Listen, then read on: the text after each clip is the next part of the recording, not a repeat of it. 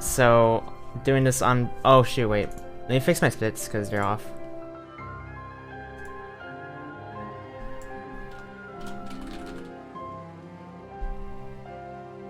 There we go. So I'm doing beginner 90% because it is my current favorite category and it is the fastest. So I'm just gonna get started. There's only nothing but loads and cutscenes at the start. Yeah, I'm using a Pro SSD, so they're gonna be a lot faster than they would be on any other model of PS4. Thanks, Crunchy, and thank you, Zax. So cutscenes in this game, you have to wait a tiny bit before you can skip them. They're not like immediate after a load screen. You have to kind of wait for the entire thing to fade in.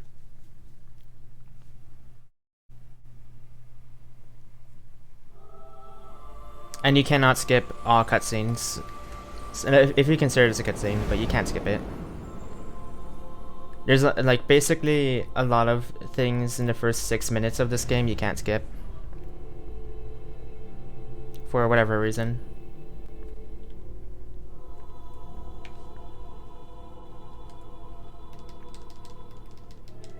So you just gotta mash text.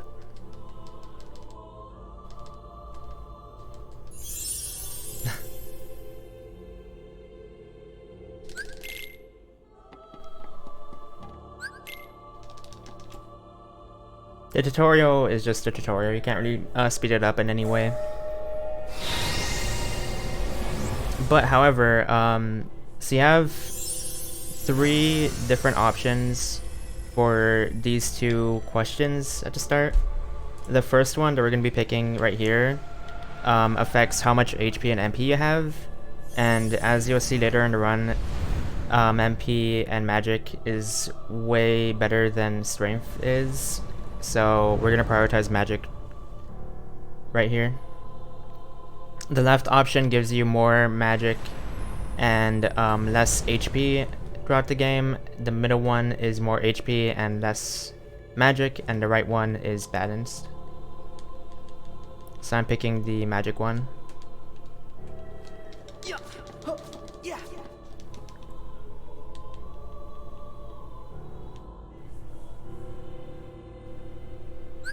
And then the second portrait that we pick affects what abilities we get at which level. So we're also going to be picking the magic based one because the ability layout is good for the run, and also more importantly we get I forgot the name, magic combo thrift, I'm pretty sure, at like level 2 or something, and that's like the most important thing.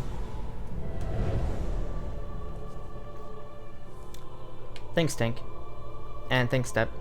Damn.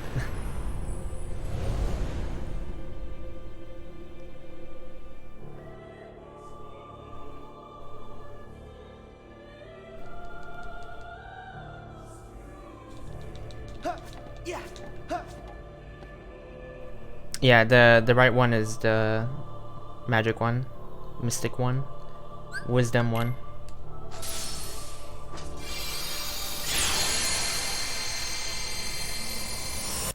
I'm pretty sure strength has been tested a few times, and it's just not as good.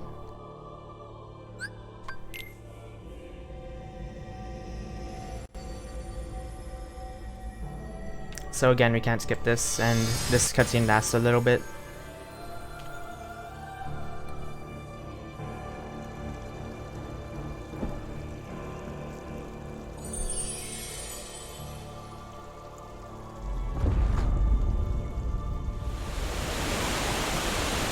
Yo, All-Star.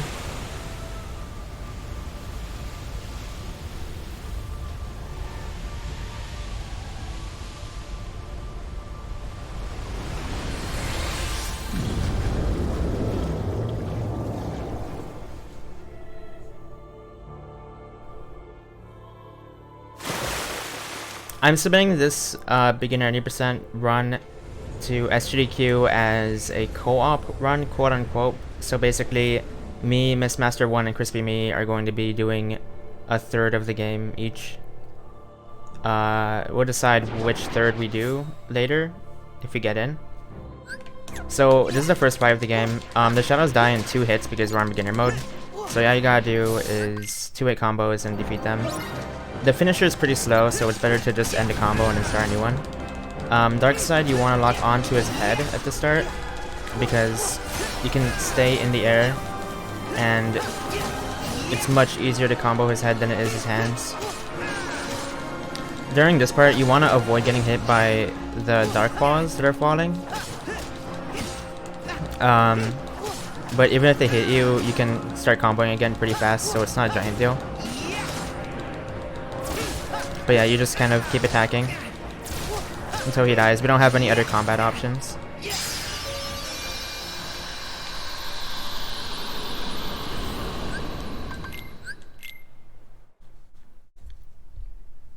Hitting his head does not do more damage, no. 99% sure it doesn't do more damage. So now we can start skipping cutscenes. Yeah, Crispy already made a submission video.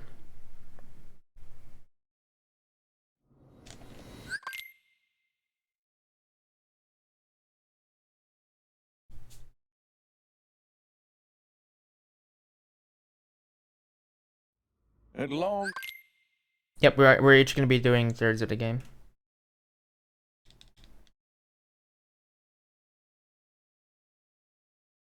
Submitting a video is not needed, but I'm doing it because I want to. So now we have access to the menu, and the first thing I'm going to do is customize spells and an ether.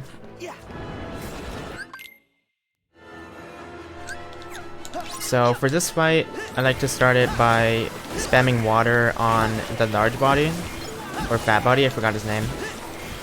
And until he dies, and then don't do the finisher, it's important. And also don't stand still when you're doing water, because water has 2 hitboxes. One surrounds Sora, and then the other one is the projectile. So if you're touching an enemy when you start the water, it does more damage because it hits them a second time. So go after him first, and then I just do physical combos on the rest of the enemies. I'm gonna do another menu here. I'm gonna unequip the DLC Keyblade. And then unequip damage control and equip magic combo thrift. The very strong ability you get from Mystic Route. So the most important movement option that we have in the game is air dash. And you basically want to air dash as much as you can.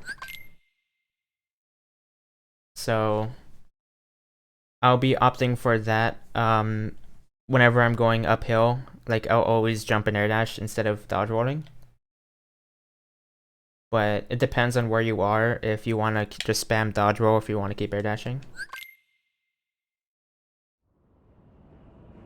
Because there's lag after the air dash, so you can't just like spam it.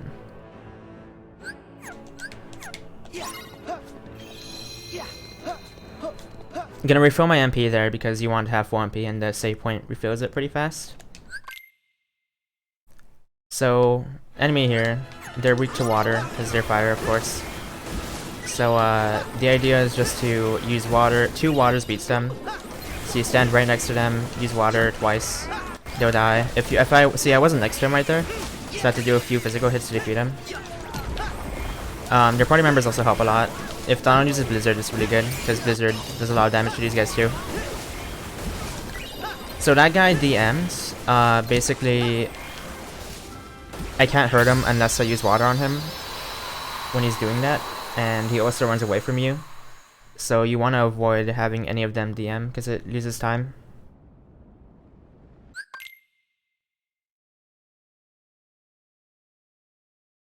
Oh yeah, so Magic Combo Thrift, the ability I equipped earlier, it makes it so every consecutive spell that I use wastes 1 less magic point.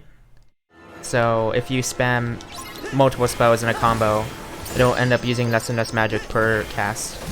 And that's very important because we want to conserve MP, of course. Don't want to run out. So these enemies are the same. There's nothing really different about this fight. It's the same idea.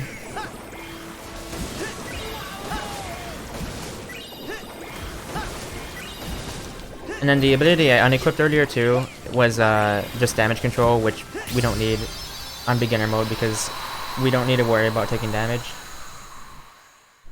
It's fairly easy to go by without dying. Ready? Here goes!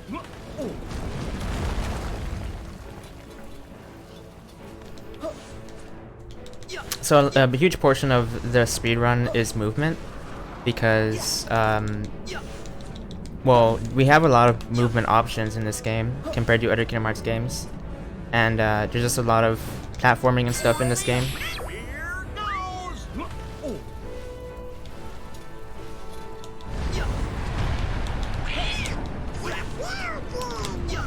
Gorge, I hope they got insurance. Gonna air dash over those, get back my MP.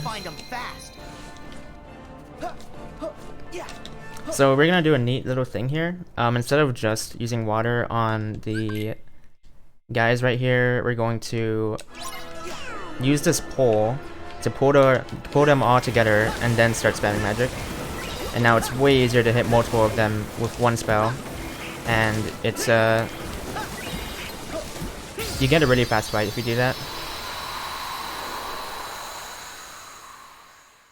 So that was a good fight. So I'm gonna move right here and destroy the statue, because once you destroy it, you unlock a chest, and this chest has an accessory, the magic ring, which gives us more magic and AP, and I also equip treasure magnet. At least we can get through.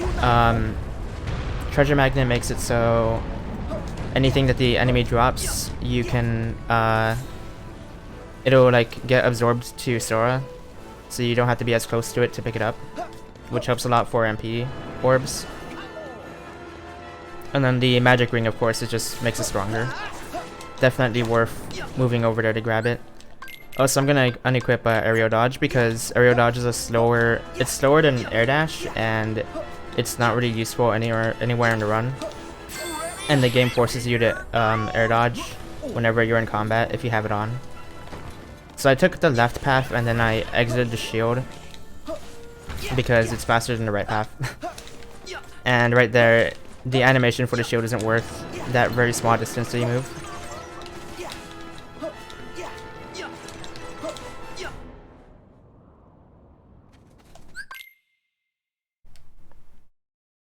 Alright, so this fight is a pretty long fight. Now that we have the magic ring, it only takes one water spell and 2 physical hits to defeat every Heartless. Every one of these Heartless. So the strat is to use 1 spell and then 2 physical hits, because you want to conserve as much MP as possible. Because we're gonna have a fight after this that also uses the same MP we have. We never get our MP refill, so it's important to conserve it. Use Water Well whenever you get it. And then second form is also really useful. Oh god, capture card. So now that these guys spawn, ideally you'll get a magnet splash. There we go.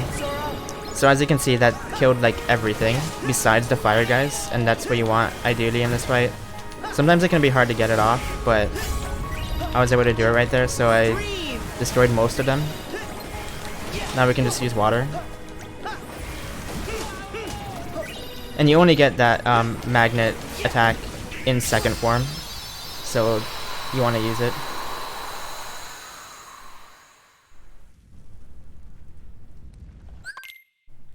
Thanks, Denizen.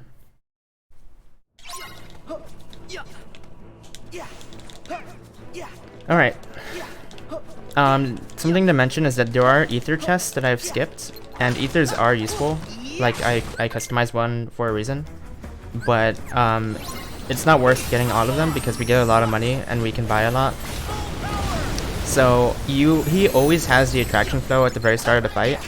So the strat is to do 1 hit, get the attraction flow, and then use it as soon as possible. Because he has super armor during the first attack, and you're able to do a ton more damage with the bow when he has super armor, because he doesn't get knocked away. So he's just constantly getting hit by it.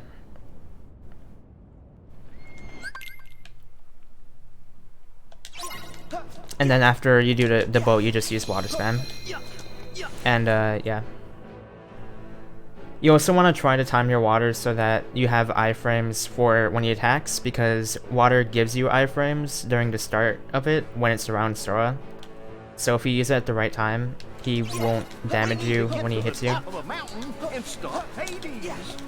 So something else to mention about movement in this game is that if you do a near frame perfect air dash input after you do a first air dash, you do another air dash with no lag, and it's incredibly hard to pull off, but it is the fastest movement, so you want to be doing that throughout the game.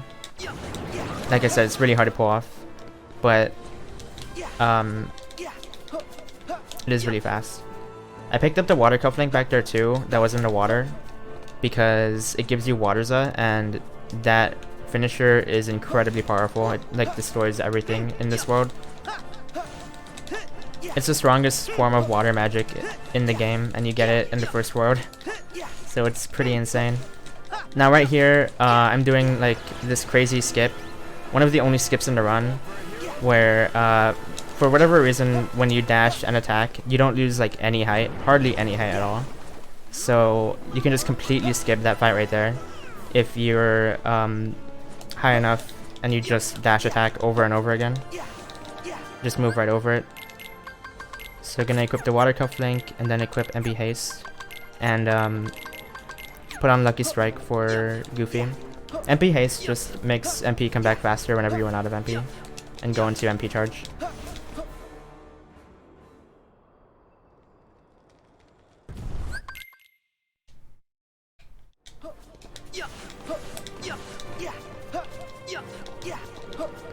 Alright. And yeah, there's like cues for when you can skip cutscenes, because when it's like transitioning into a cutscene, you can't skip it, but you have to wait till like a certain moment before you can. I got hit there. You don't want to get hit by any boulders here. So we're just gonna go straight up.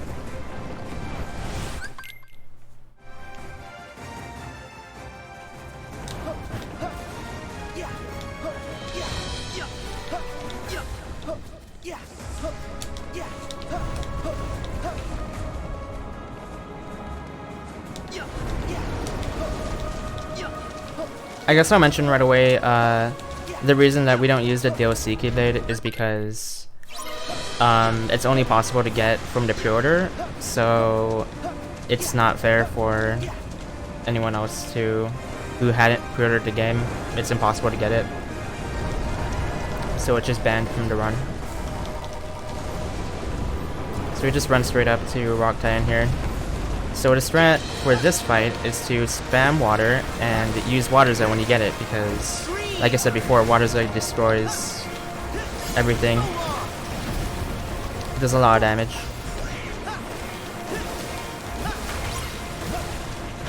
So during this attack you want to guard it, but I got comboed, it's okay. If you get hit by one of those attacks, you're probably gonna get comboed for all of it. If you guard it, it's a bit faster, but it's not a giant deal. So you just wanna avoid getting hit throughout the entire fight while you're attacking him. So I got Meteor, which is the best attack you can have for this. It's luck if you get it or not, but if you do get it, as you can see right here, well, wrong direction, but it did like a bar of HP, and so now all we have to do is wait for the attraction flow to show up, which is right there. Now we use it and use the finisher immediately. We don't need to shoot him at all, and it destroys him. It does about a bar of HP. So that's the fight.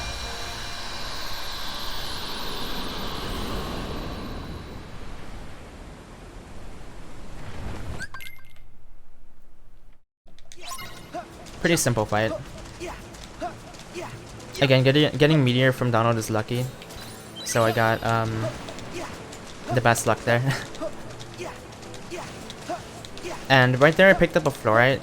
So in this game, unlike other Kingdom Hearts games, you can upgrade Keyblades, and that helps a lot in the speedrun because we get the synthesis items just from the story fights. So if you're, well, it's very unlucky if you don't get enough synthesis items to upgrade.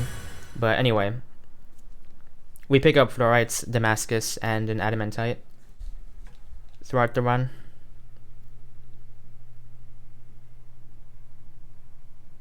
Hi, Gumi. So this fight can be kind of weird. You want to get Waterza as soon as possible. So as you can see, they have armor, and they're all together. They share 1 HP bar, but if you hit multiple of them at once, then it does multiple hits to the armor. So when I did the Waterza right there, it was basically like 5 Waterzas of damage to the armor HP. And then it ended up getting rid of it really fast, and it also did damage to everyone that was around it. And they each like take 1 hit before they die. So after you get rid of the armor, they die instantly. And that was a good fight right there.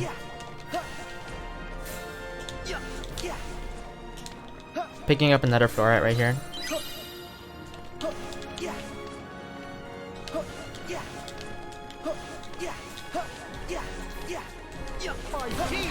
I've been doing pretty well with the air dashes. So basically if you drop it, you don't want to like jump and try it again. You just keep dodge rolling unless you're going uphill.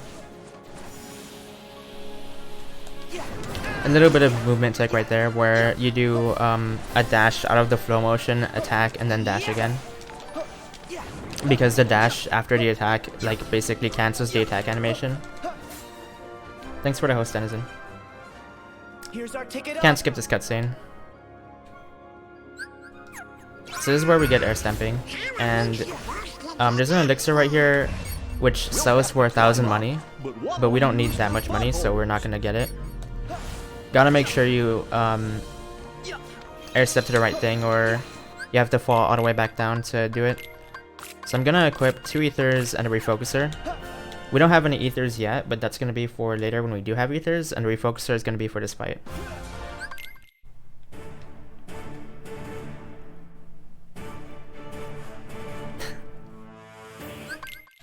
So, at the very start, I like to do 3 fires on the Ice Titan. This entire fight, just a heads up, is not very consistent. We don't have that many combat options, and these bosses just do whatever they like to. So, I want to take out the Lava Titan first. But basically what you want to do is attack each of them when the other one isn't vulnerable. So you're always doing damage. You never want to like be waiting for one of them to be attackable. And then spam water on the Lava Titan because Waterza is still very strong, especially against this guy. See right there, he was invincible, which sucked. I should have waited before using my water. Sonic Blade in second form is also pretty good, so I like to build up that. And then when the tornado pushes you away, I use the attraction flow, the carousel, because it doesn't get pushed away and it teleports you to this mountain. And it does, the finisher does a decent amount of damage to both titans. So I'm gonna try to take this guy out here. I might be able to. Yep, I got him. So now we just have to worry about him. And he only has a bar of HP.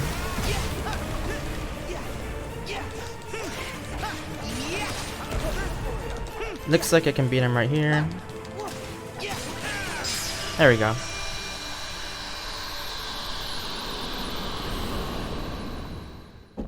I'm just gonna compare to nothing. Thank you, Beast. So just dodge roll towards him. You start pretty far away from him at the start, but this attack you can guard the buildings that are thrown at you, so you want to do that for sure. I'm not gonna use Meteor because it's only good when the hitbox is giant, and because this guy's hitbox is pretty small, it's most likely gonna miss. So second form's actually a really good thing you want here, because the finishers do a lot of damage, as you can see. If I had MP, I would have spammed water on him, but I didn't, so it's alright. Now I do, so I'm gonna use it a bit. He's probably gonna go to second phase, yeah. So, you just have to fall towards him. You can't do anything to speed this up, just don't get hit, because that slows you down.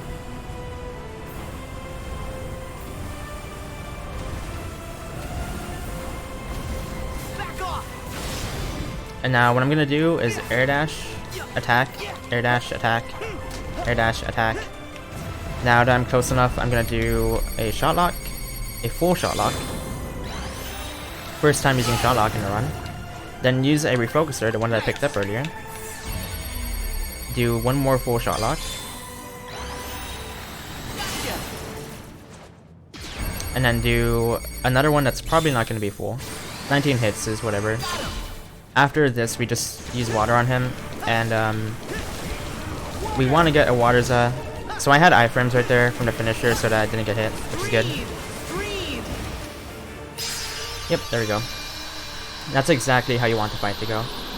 It's usually really consistent. Oh yeah, so attraction flow, if you don't know what it is, we haven't quite, I don't think we've quite figured out exactly how it appears in every fight. Some fights is very consistent, other fights it seems random, but basically in a fight in this game you can have an attraction flow appear on an opponent and wait, I need to concentrate. Okay, that's the menu. And if you hit them when they have the green thing around them, you can use the attraction flow and it just does free damage. So it's good to use sometimes. Another thing to note is that in this game you can equip 3 different Keyblades at the same time, and then you can switch between them. So that's really useful during the run. I just equipped the one that I got because it's better for physical combos than the Kingdom Key. So you play as Riku for 2 parts of this game, and you fight Demon Tower. Basically, I try to do 1 hit, and then 3 thunders, another hit, and then 3 thunders. Riku comes with his own ether already on him, which is very useful. This fight we have Mickey with us, so after using thunders and the finishes we get, we can just do physical combos, and he usually dies pretty fast. Another thing though is that you don't want to attack him when he's red, because that signals that he's gonna attack, and his armor is like way higher when he's red, so you want to attack him when he's yellow.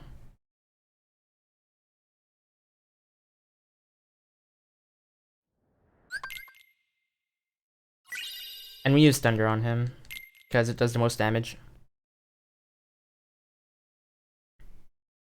PS4 Pro saves about 15 minutes, I think. That's what I heard. That might be SSD. I know PS4 Pro SSD saves 15 minutes. SSD is more important than Pro. So this is our first Skyway mission.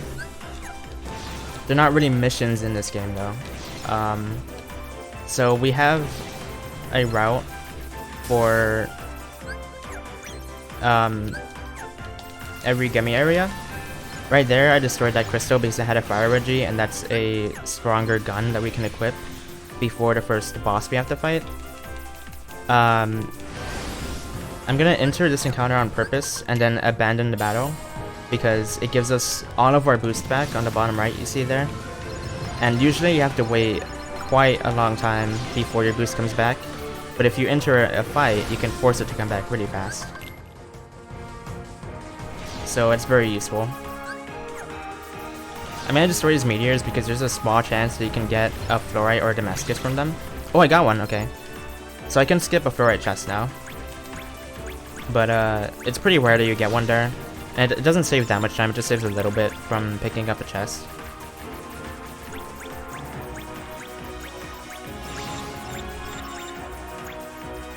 but we're just gonna go straight to Twilight Town. And picking up the money on the way is pretty nice too, because money is what we use money for buying ethers and food in the run. It's pretty important.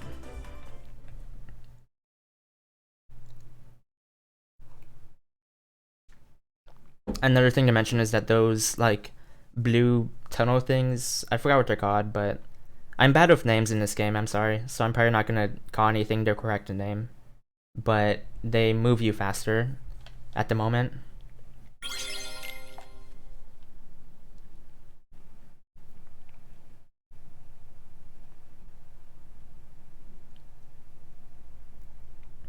Thanks, Crispy. Alright, so this fight has quite a few enemies in it. That's the attraction flow right there. It appeared pretty early on. Basically, I want to use water and hit as many enemies as I can with the water as possible, to build up the finisher to get waters up, because it one-shots everything. And also what I want to do is I switched to the Olympus Keyblade, and I'm going to be getting up Counter Shield. Now that I activated Counter Shield, I can switch Keyblades and the form will be stored, so I still have it whenever I switch back, but I'm not wasting the time that I have in that form. And now that I've done that, I'm going to use the Attraction Flow because it does a lot of damage to these guys. Finisher. Now we can just kill any ones that are remaining.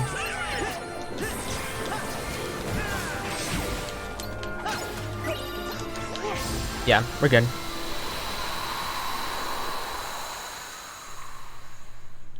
Thank you, Shadow.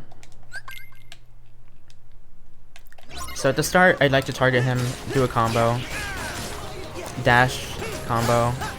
So we got second form, which is what I wanted. Now, we're gonna do a little neat trick here that we don't use for the rest of the run, but it's cool that we get to use it here. So Counter Shield is very strong, but the way it works is that you have to guard twice, and then do an attack, and it stores like a really strong attack. But if I do what I did there, which is do the Counter Shield attack, and use second form, which I got earlier in this fight, then it stores the attack and I get to use it again without having to build it up from guarding. So it's a neat piece of tech where you can use Counter Shield's guard attack twice in a row.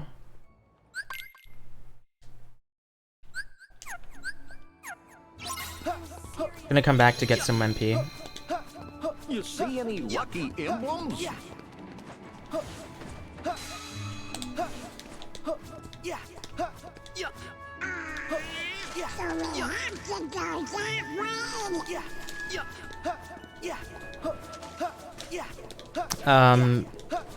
Having high jump in second form is pretty nice because we don't have that as base star yet. So I actually used it to jump over the tram. I wouldn't usually be able to jump over it, but because I used second form, I could, which is cool. So we just move over here.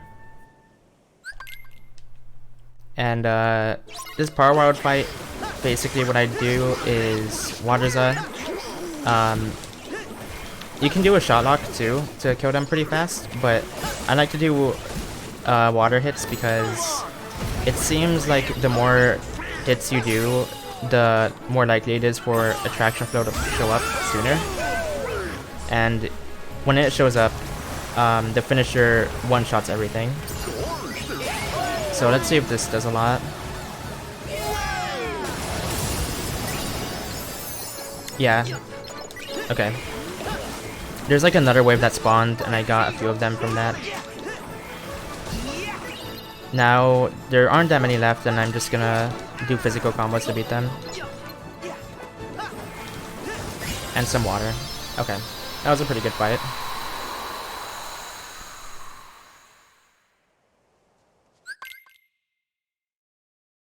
The lore?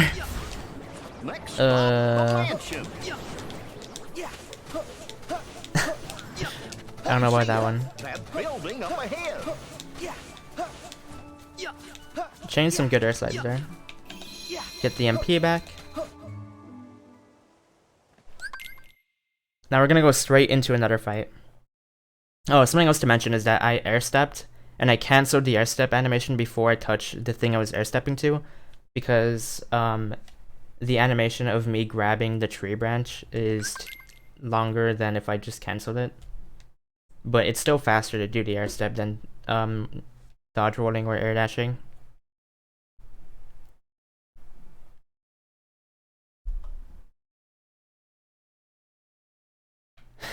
Alright.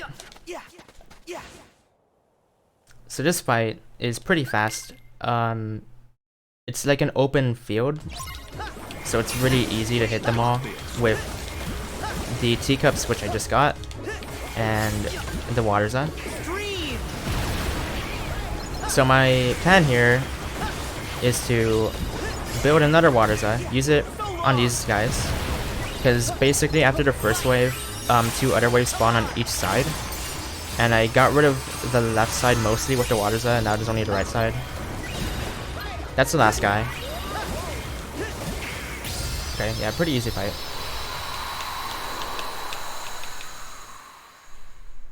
The reason I'm able to build up Waterza really fast is because, like I said, water has the 2 hitboxes, one surrounding Sora and then one that's a projectile.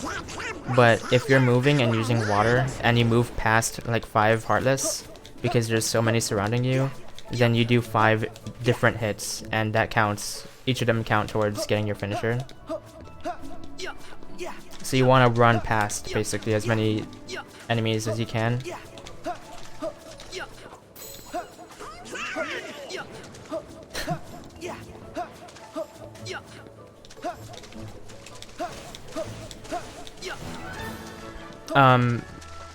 I'll pick this up.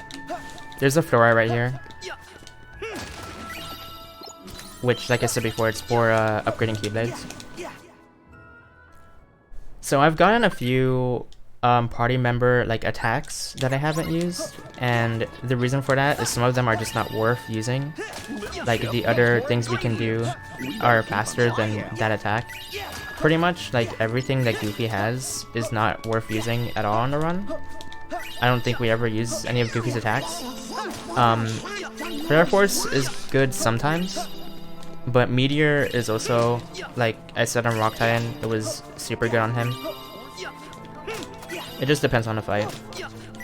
And yeah, not much to say about the food route, that's the route that I use.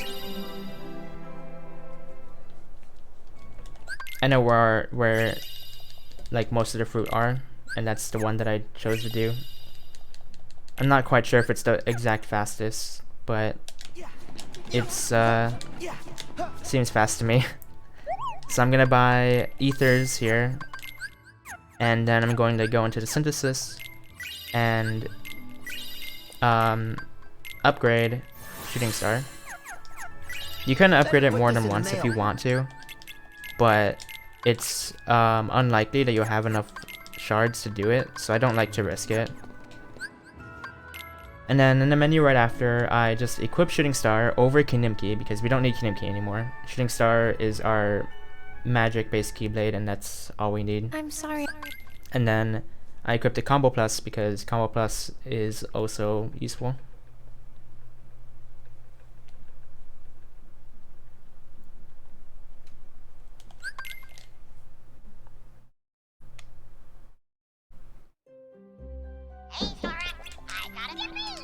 Alright. So we're gonna actually build a gummy ship here.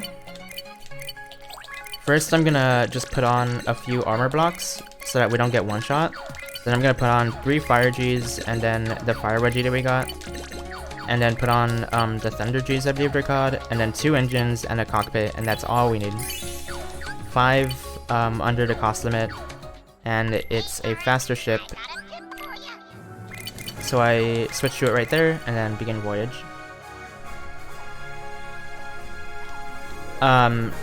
It's faster because I have more guns on this ship, so it's a bit weaker with its HP, but it kills the boss way faster.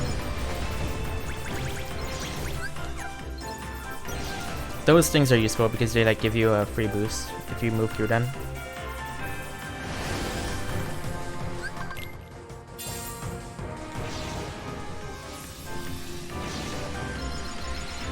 Now we're gonna be using another ship. I almost got hit by that. Yeah, you can not put on the armor blocks if you want to, and then maybe put on another gun. But you get one shot by those mines, and you also die really fast to the boss here coming up. So I've never opted to do that. I just play it safe in the gummy. Oh, did I get another fluorite? Okay.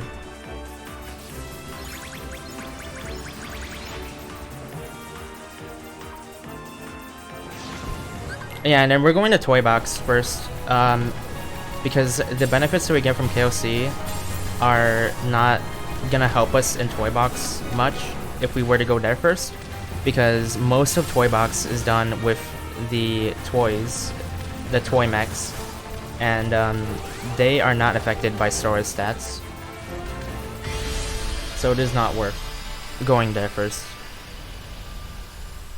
And that gummy boss fight, there's actually a little bit of strategy involved. You want to focus on his head, because I'm 99% sure his head takes more damage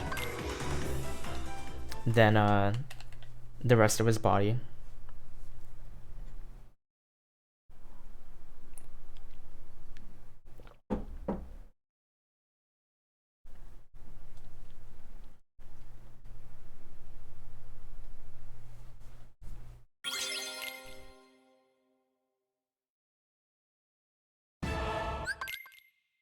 So skip the KH4 cutscene.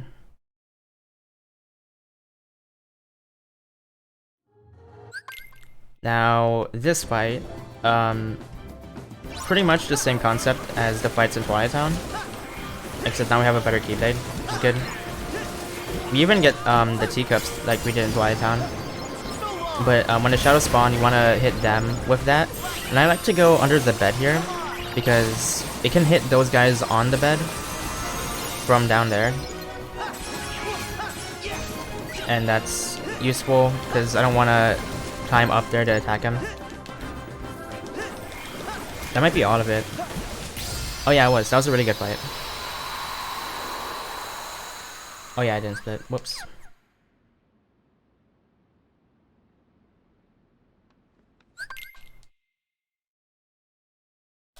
So there's a fluorite under the bed. I didn't need to pick it up because I've got fluorite drops, but I'm doing it anyway because, I don't know, the sake of commentary. There's an elixir chest back there, and I'm not picking it up because, like I said, I don't need it. I have enough money with this route. That was our first time using Blizzard for movement, because Blizzard sliding is faster than most other forms of movement. But you have to find a straight line that you can use the Blizzard slide on, and that doesn't happen too often. But that's one of the instances where you can do it.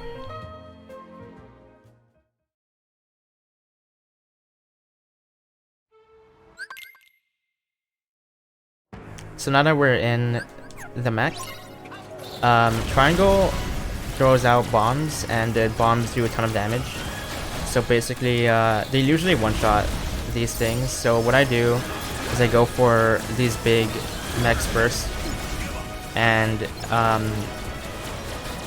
do the exploders on them.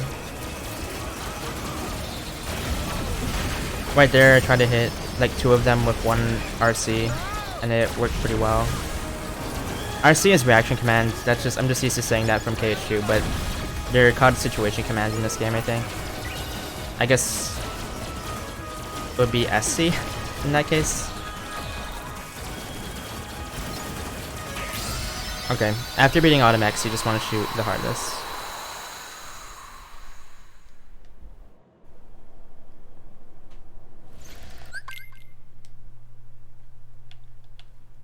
So again, we're gonna use Blizzard here. Worried about our new friends. Jump. Oh, yeah, jump.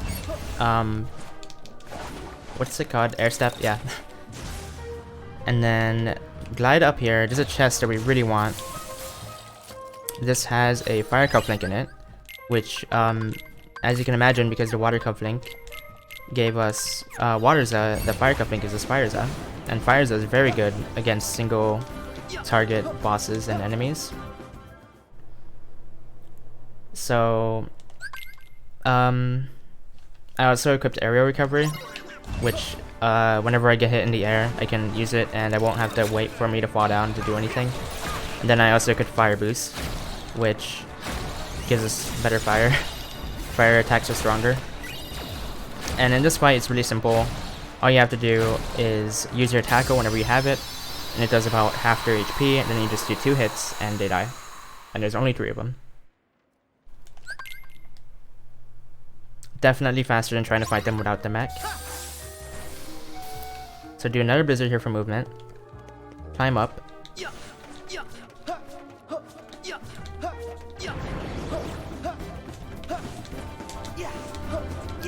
This thing's on like a global cycle, I think. So you always have to wait there. I'm gonna come over here to pick up the refocuser, and that'll be useful later on in the run. And then I'll use another blizzard here. So this is kind of tight. Let's see if I make it. Oh, I didn't make it. Yeah. If you don't angle the blizzard right, you won't make it. And I didn't make it there. So you have to wait for the fan to stop spinning around.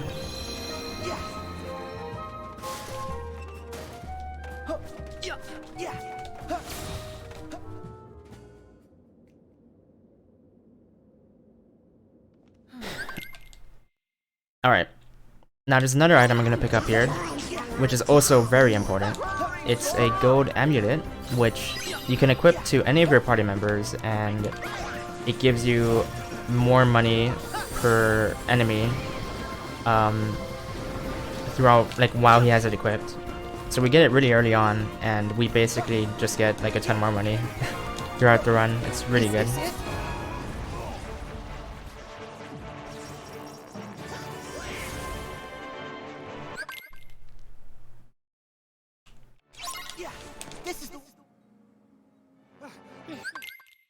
And we're gonna see how good Fire Raza is on the DAW here. You have to wait for that thing to start shaking before you can press triangle on it. I'm gonna equip the gold amulet right here. Okay. Because I think Blizzard is faster, Morgan. So yeah, for this DAW, we just spam fire, and that's the best for her. When you do 2 bars of HP, I'm gonna start doing physical hits because I want to build up my Keyblade transformation. I guess I never really explained what those are, but basically if you do physical attacks and build up your finisher, then you get a Keyblade transformation, and each Keyblade transformation is different for depending on the Keyblade you have. And you want to get the one that this Keyblade has, which is arrow guns. So I'm gonna activate it now to make sure I have it. I don't want to activate it earlier to like waste its time, because you're on a timer when you have it. So that was a good fight. I'm gonna switch Keyblades real quick to save it. Let me also get the save point.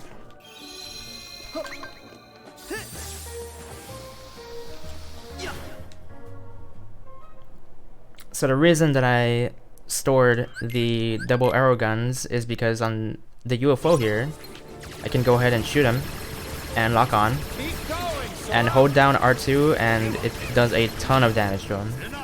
So after doing a little bit over half his HP, I'm gonna go for this mech, because if you try to combo him without this mech, it's like very, very hard. It's possible if you're really good to like track the UFO down and beat him really fast, but it's much more consistent and safe to get the mech and then just shoot him, because shooting with the mech, like the mech can fly and stuff, it's just way easier to hit him with it. Perhaps if we use the cannons on those mechs. There we go, easy fight.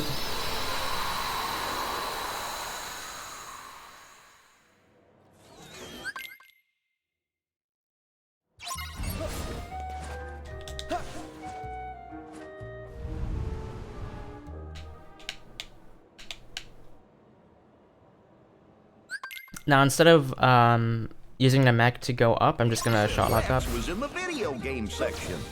Oh, whoops. Hang on a sec. There we go.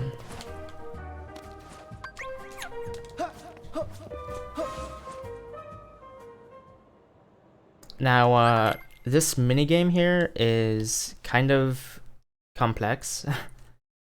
There's like a strat, but it's pretty hard to do. So, at the start here,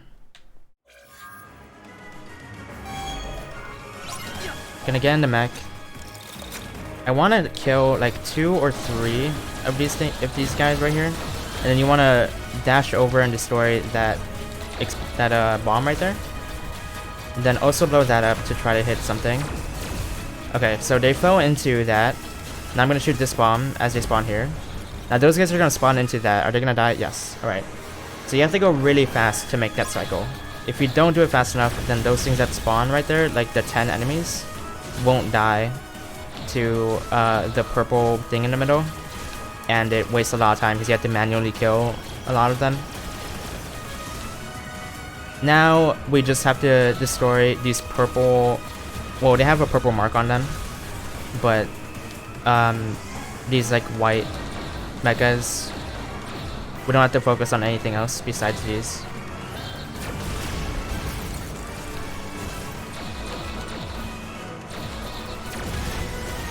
And then there's 3 at the start, and then 3 more spawn after you kill those first 3. Is he gonna die from that? Yep. Now, after you defeat them, this boss appears, which has 3 bars of HP. And the way I like to handle him is wait for him to jump down here, or come down here. There he is. Now I do the exploders, and I do a ton of damage to him. So when he has about a bar and a half, he goes into his second phase. And then I like to use the exploders again because he gets knocked down, and I get to shoot him for free.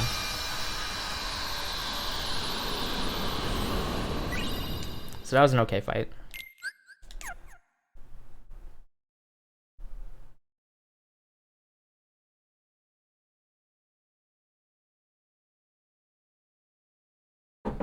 Man, there's a lot to talk about in this run.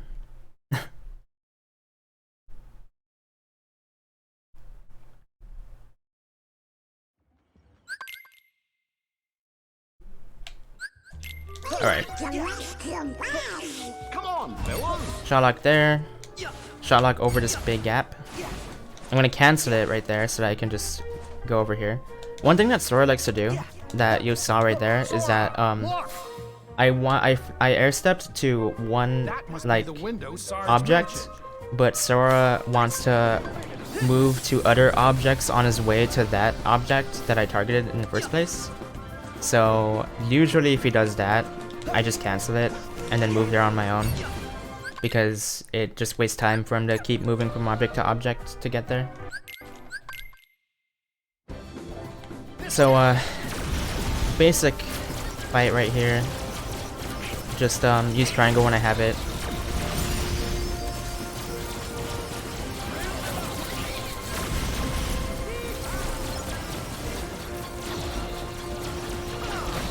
The purple ones are a little bit harder to hit because they can fly away from you, but they don't have as much HP, which makes up for it. And then the red ones you can't beat in one exploder attack because they have a lot of HP, but they're pretty easy to hit. And I've been intentional with the mechs that I've chosen for everything. Like right here, I'm going to stay in this mech. Because the movement in this mech is best out of any mech in this world. So flying up here like costs half of my like fuel right there on the left. And that's way better than the purple one, at least. Oh god, I fell too far. So we're just gonna start from the top up there and then work our way down, destroying these Heartless.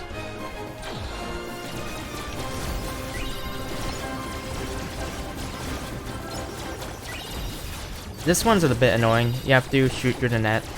But usually I can just like, yeah, kind of finicky, but you can still beat it with the mech. Thought I saw a graphical glitch right there. That was weird.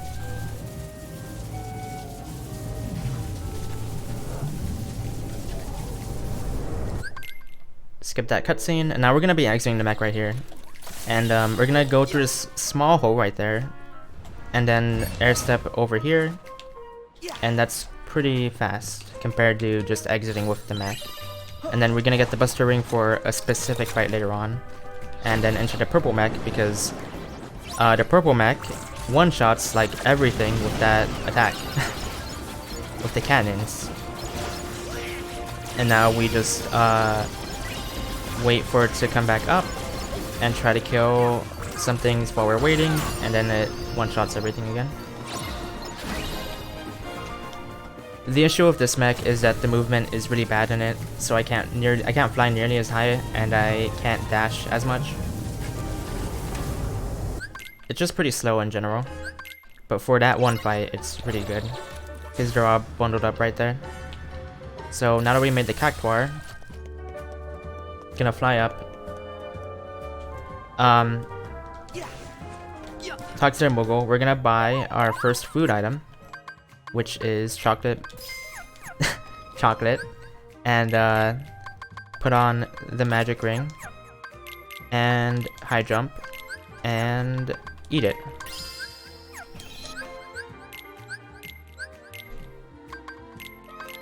Now we're leaving because the boss right here is way faster with the keyblade that we get from Corona, which is the road we're going to now.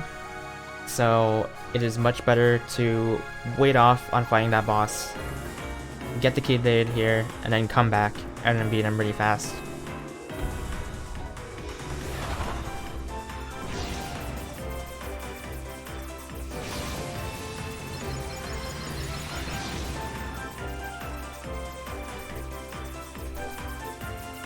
Okay, yeah, so I guess I'll mention that. Because this is a simple route, we're just gonna go straight there. This route for the speedrun is centered around essentially a loadless speedrun if the game was loadless, because of the difference between SSD and HDD is really large. So to prevent having to buy an SSD to be competitive in this game, we use the in-game timer, which the in-game timer is basically the same as RTA except it doesn't count loads, which is very convenient for us. But some stuff, like maybe one or two things, are faster without loads than with loads. But most stuff that we do is faster RTA anyway. Like this right here is probably still faster than in RTA to leave the boss, even though we have to sit through 2 more load screens.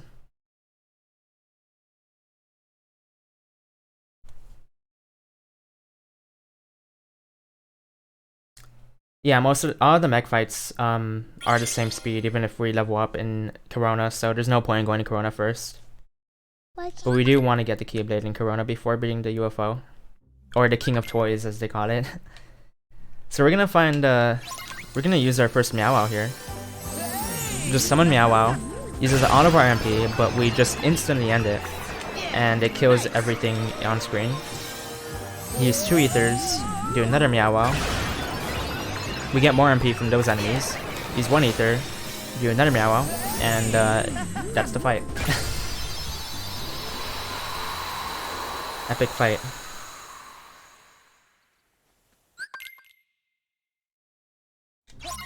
I'm gonna customize Thunder and Arrow. The customization is totally preference. I mean, you could technically menu every single magic if you wanted to. Same with the config menu, it's preference, but this is the menu that I like to do.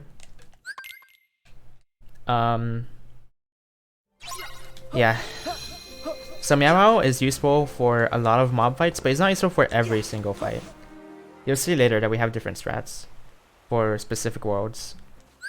I think the way that the game, the run is like every world has one thing that's really good in that one world that we use multiple times. That's what it feels like.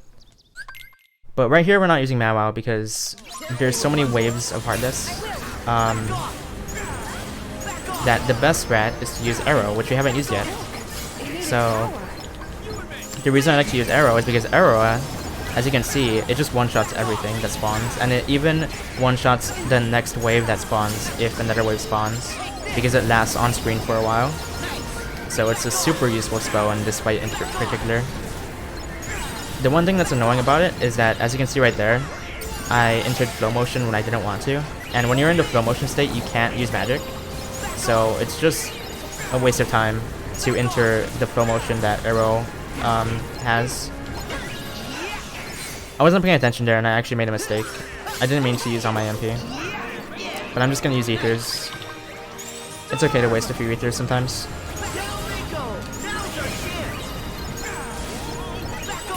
There we go.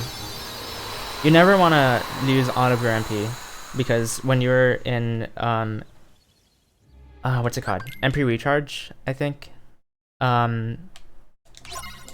It costs more Ethers to refill your MP than if you were to wait right before you ran out and then use an Ether.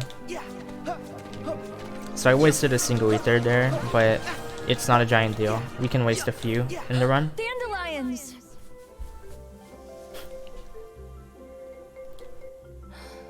So this cutscene we can only skip right here. It's really weird. I don't know why you have to wait to that very specific moment before you can skip it, but you do. I think Rapunzel's found something. I'm gonna go ahead and use a Blizzard here. Blizzard's a bit harder to use than it might seem because you have to angle it like really well. Since it goes in a straight line for so long, you have to make sure that the angle is like perfect so that it doesn't run into anything. Because if it runs to an enemy in the middle of it, then it'll stop moving and you won't move as far. So we're just gonna move past all the hardness. There's no point in killing any of them. We don't need the XP. So this is a new nobody. They die in 4 fires. They're weak to fire pretty much, and they can go invincible to other attacks besides fire. So that's why fire is really good on them. And then Firaza one-shots them. So I usually don't need to use an Ether here. And thankfully, I didn't mention it before, but I think Grand Magic is what they're called, don't waste any MP. So like Firaza, Waterza, don't waste any MP. I really don't like what that guy said. Yeah, we better find Rapunzel before he does.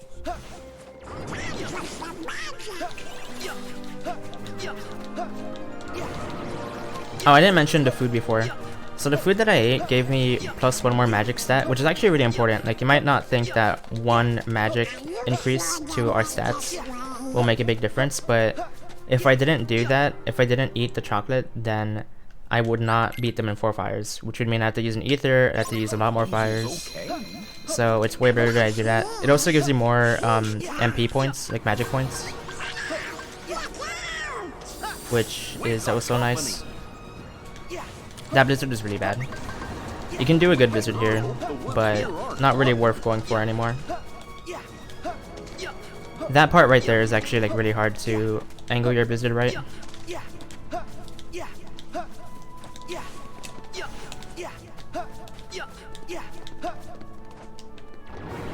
They can climb walls? It's really important. Okay.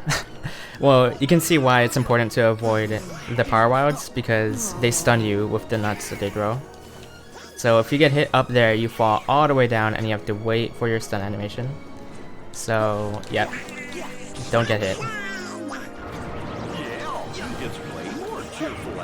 The reason I'm climbing up here is to get this fluorite. Or Damascus, I mean, I'm sorry. Rapunzel, please be all right. Damascus right there is important.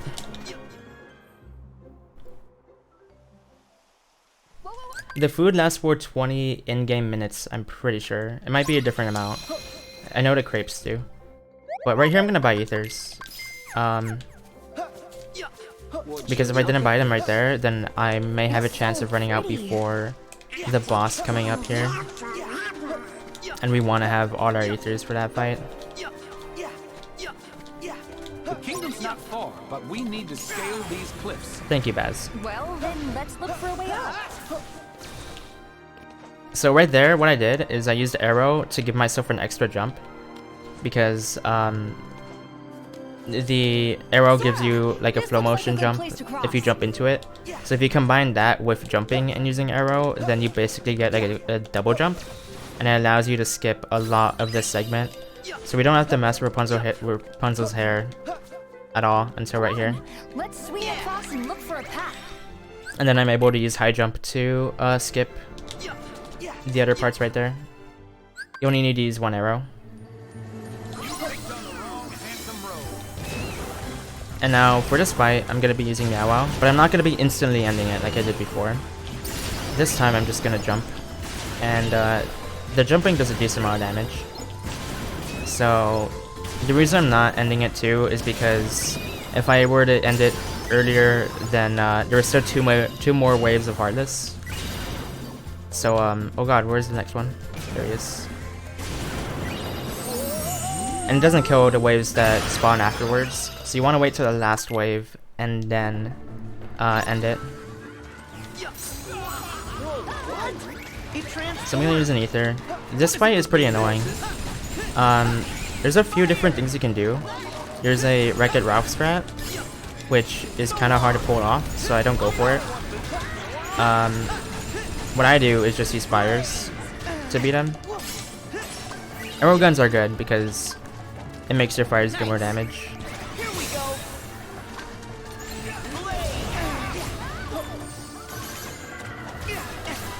Because the arrow gun shoots 2 fires at once.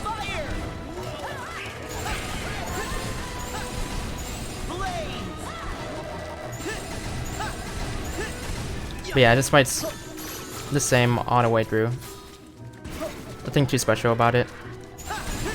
So one thing to know actually that just happened right now is that I was about to build up my finisher to get Faraza, but because my form ended before I completely got Faraza, the finisher reset all the way back to 0 after the form went away. So you want to avoid that from happening, but I didn't. I'm gonna go ahead and equip Super Jump. And the reason I did that is because there's a chest right here that has the Mage's Earring, which is a good accessory that we'll be using later on.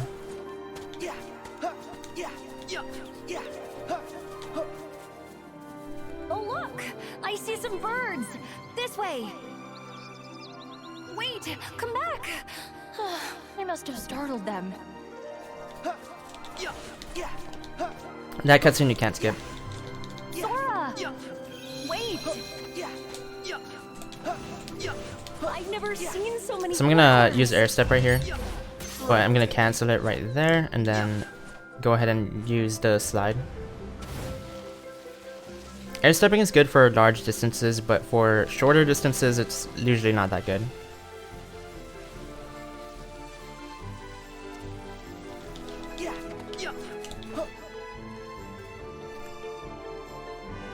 So right here I'm going to buy a Koopa coin in the area because I just like to buy it as soon as I can.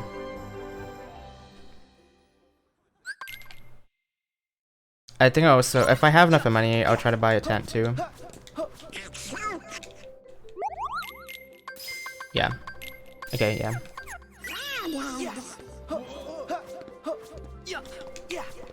The tents I'll use later on in the game. The Koopa coin is just in case I ever die. Of course, so I don't ever have to worry about curing. So after getting that rune ring, that's actually a really good accessory. It gives us way more magic. So we're gonna equip it over the magic ring. But instead of equipping the magic ring over the fire cufflink, which would give us more magic stat, I'm keeping the fire cufflink because Firaza does a lot more damage than any more damage I would do with higher MP.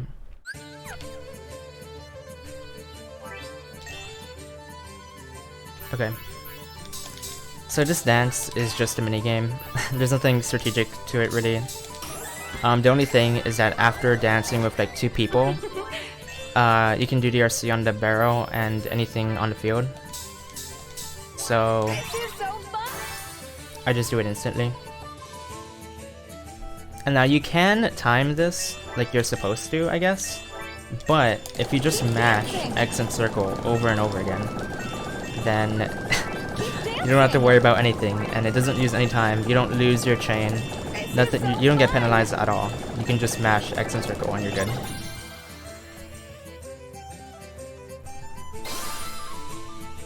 Hey.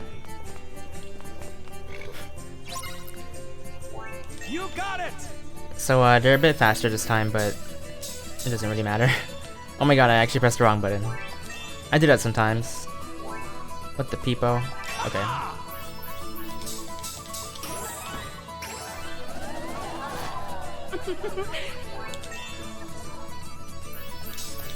Keep dancing. This is so fun. Gonna use this barrel because I'm going there.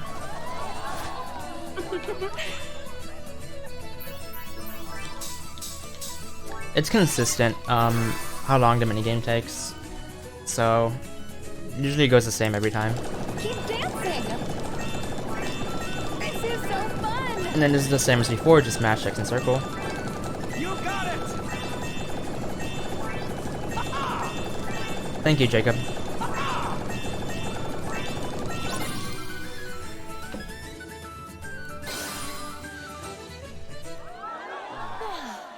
To the boats.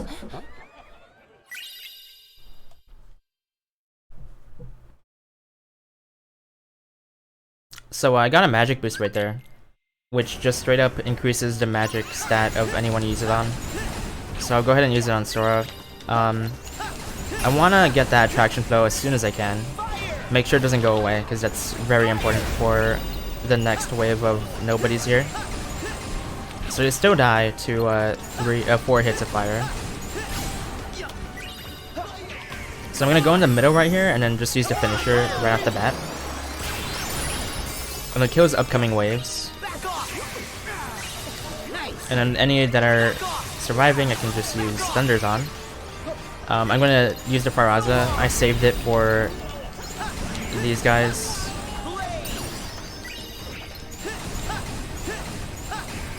I like to focus on these guys as soon as they spawn, because they're a bit harder to deal with than the dust. Whoops, okay.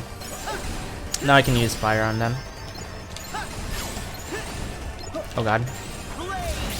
There we go.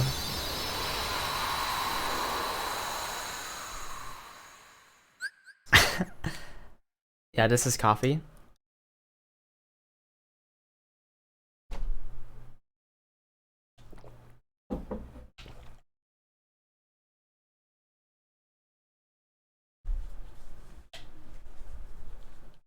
I always drink coffee in a run, it's okay.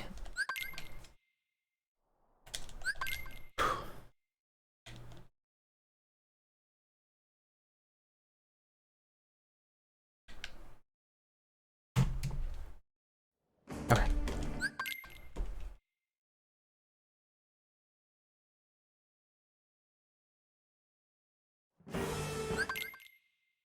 So there aren't that many loading screens in the game in general, because oh wow, okay, so I did that too high up and the blizzard was too high to make a trail on the ground. There aren't that many loading screens in the game, but when there are, there's a ton of them in a row. But a lot of the maps are like 2 rooms, so only loads like once, which is a definite upgrade compared to before. Yo, Axo, thank you for the 2-month Twitch Prime sub. Thanks, Axo, I appreciate that. In the menu back there, I used the magic boost that I got from the minigame, and then I equipped water boost, which will be useful later.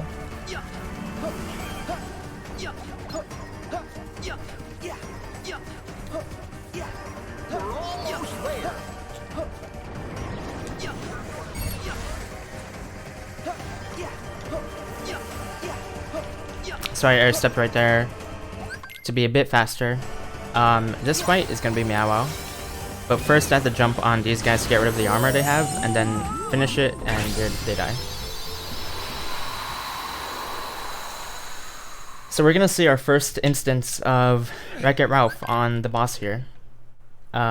He is incredibly powerful on certain enemies, and this fight just happens to be super consistent with Wreck-It Ralph. We end the fight pretty fast. So here we go. There's a bit of strategy, so I'm gonna mash X and then go to that specific part that I went on in the menu there and make another tower. Now I finish it, and this should... There we go. One-shots him.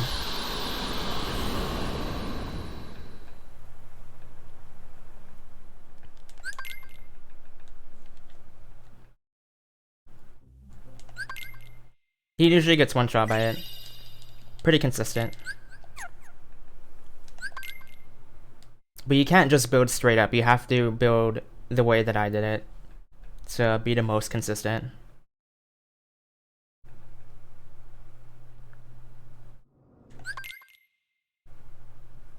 The reason it works so well is because every single one of those blocks does a ton of damage, and he doesn't like ever get knocked back because he does the head slam on the ground consistently at the start of the fight.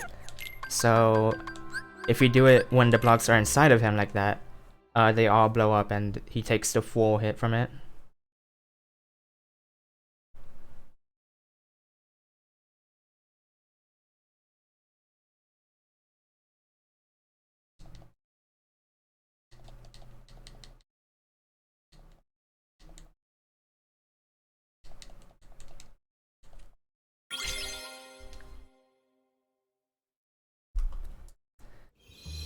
Whew, alright. So now we're gonna upgrade again, like we did in Twilight Town, but this time we're gonna upgrade ever after. And I'm gonna be upgrading it 4 times. This is why I picked up the Damascus and the Fluorides earlier. Before I enter the fight, I'm gonna go ahead and equip it, and then equip a refocuser, and also equip the Mage's Earring. And I'm equipping that right now because we're not going to be using Faraza in this fight. We're not going to be using fire at all. We're going to be using shotlocks. And now we get to see how strong shotlocks are when we have high magic stat. Specifically the ever after shotlock too. So it's very important that I do 3 full shotlocks, which can be kind of hard. So I'm going to guard that attack. Need to make sure I have a clear sight on him. That's another full one. I need to do one more.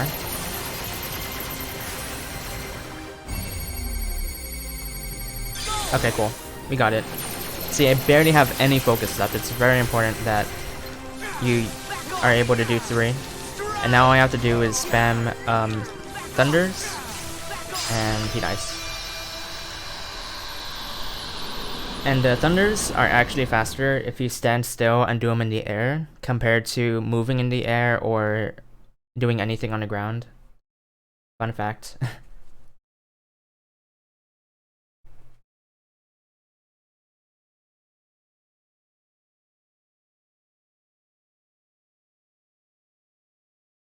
And that's why we did KOC before doing the boss, because he's very consistent and fast with Ever After.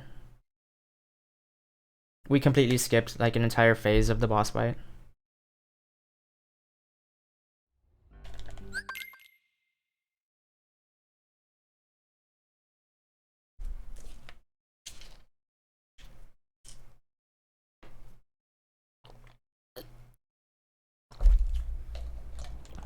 Oh god.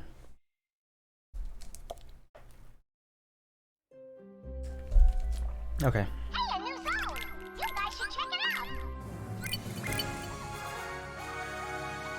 So we're gonna be, we're not gonna go straight to Monstropolis. Instead, we're going to, grab a faster gummy ship. It's gonna take a long time to get this ship because we get it from taking a picture of a constellation. but it saves a lot of time in the long run. So it's definitely easily worth picking it up now, rather than keeping this ship.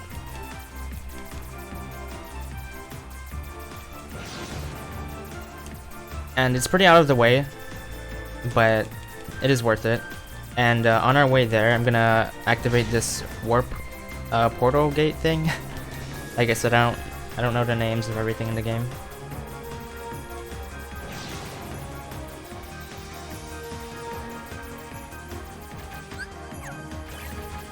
Waypoint, yeah.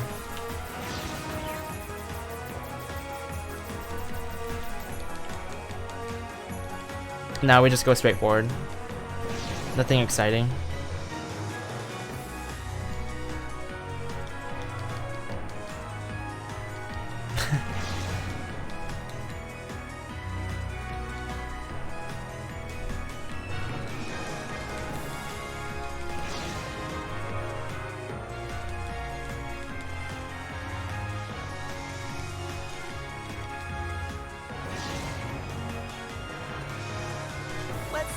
Take a picture of that, and then go to information, go to missions, and you have to go right there in order to get the blueprint. But now that we have it, we're gonna just exit to world map, embark here, and now we're gonna equip it right there and equip the special weapon, and now we're set.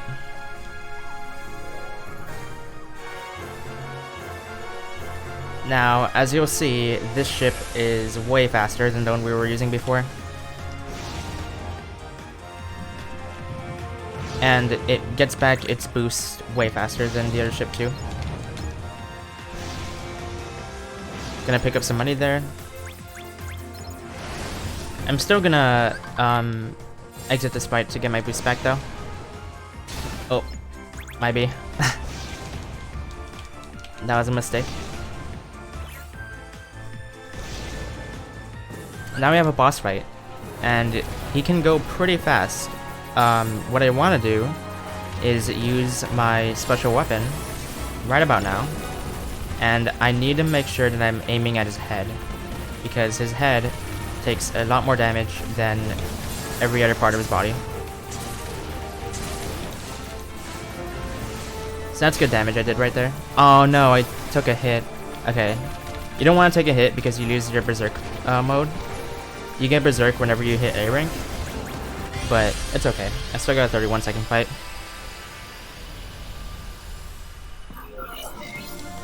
I'm not actually entirely sure what berserk does, but I don't think it's good to use it. All right.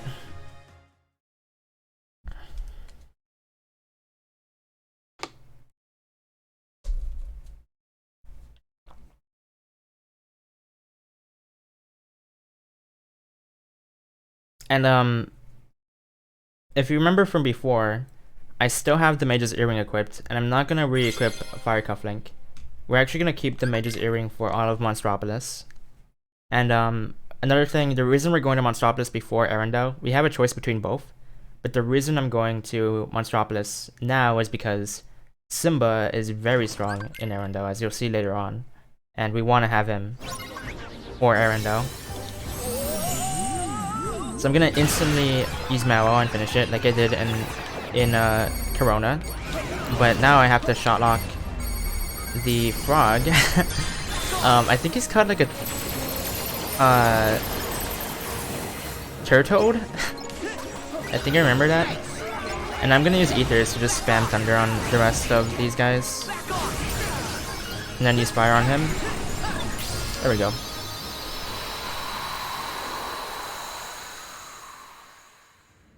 Shotlocks are the easiest way to defeat those Turtoads. I don't care if they're caught that or not, they're caught that now. Me too. Good thing the last floor is not too far. I'm gonna buy 2 fresh fruit here. And then I'm going to equip 3 ethers and then eat my fruit.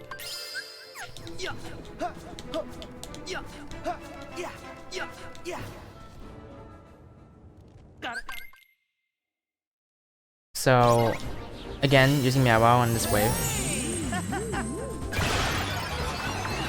The thing about these Heartless, or Unversed I mean, is that... Okay, so air step to them. I don't want them to move away from me. So you want to get to them as soon as possible. The Unversed can be underground. They can go underground, so... you want to hope that they're all above ground whenever you do the Mao finisher. Ooh, there's another one left. That's unfortunate. Okay. My fire whiffed. It's okay.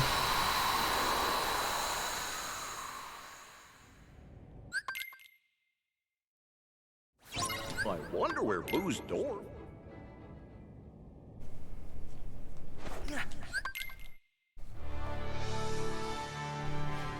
And as you saw, the one Sharlock basically killed both the Turtoads right there. So that's good. On this rail section, you want to make sure you shoot all of the hardest as they spawn and then slide after. Yeah, because you don't want to get hit. Getting hit sucks. You slow down.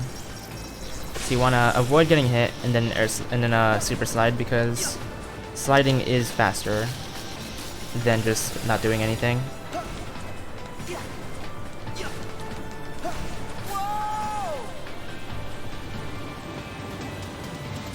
And at the start of the world, we were not one-shotting all of the Unversed, but now we will be, because I got a magic up from leveling up.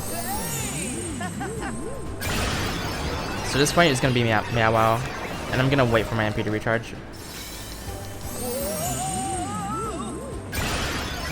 Because the enemies here give you so much MP, it's really easy to just use Meow Wow, and then you get your MP back. And you don't even need to use an ether, which is super useful. I'm gonna wait this out. And I think I get all of it back here too. Yep.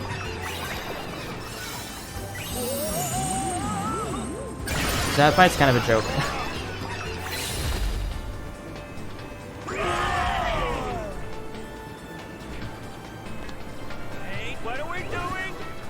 I think if the Heartless or the Unversed attack Sully, then you have to kill a few more Unversed, because like the laugh meter is goes down, but that shouldn't happen.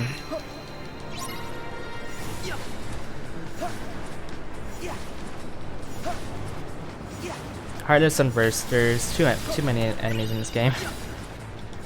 I can't keep track.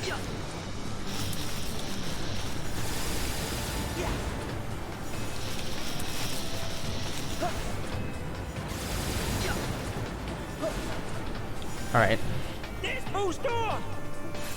And you have to do the you have to get under to the door, like behind the door, for the thunder on the rail, because you can't dash through it with level 1 dash super slide.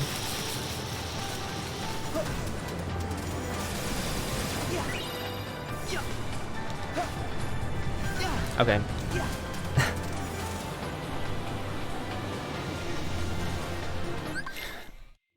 And it might seem like you have to just fight, but you don't. You can just go through the door. Boo's door should be right around here somewhere. Whoops.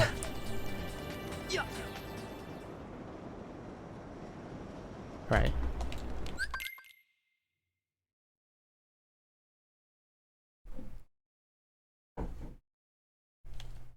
Don't panic.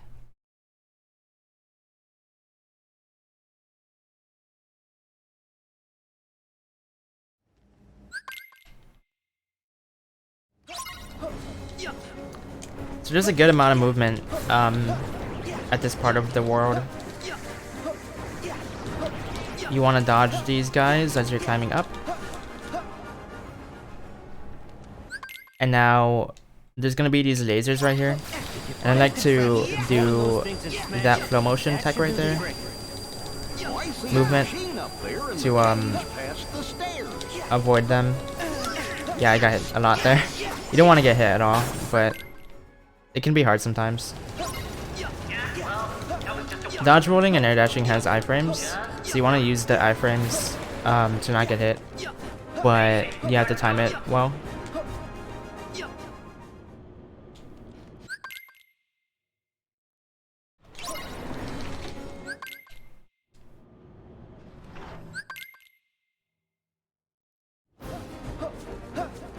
So just walk past everything. Right here we get to use a super jump, and then a slide, attack, and we get there. So this fight is a bit more complex. We're going to be doing a full shot lock on the turtles and the soldiers. What we want to do is kill these 2 turtles and every soldier on screen, and then we can use Meow Wow.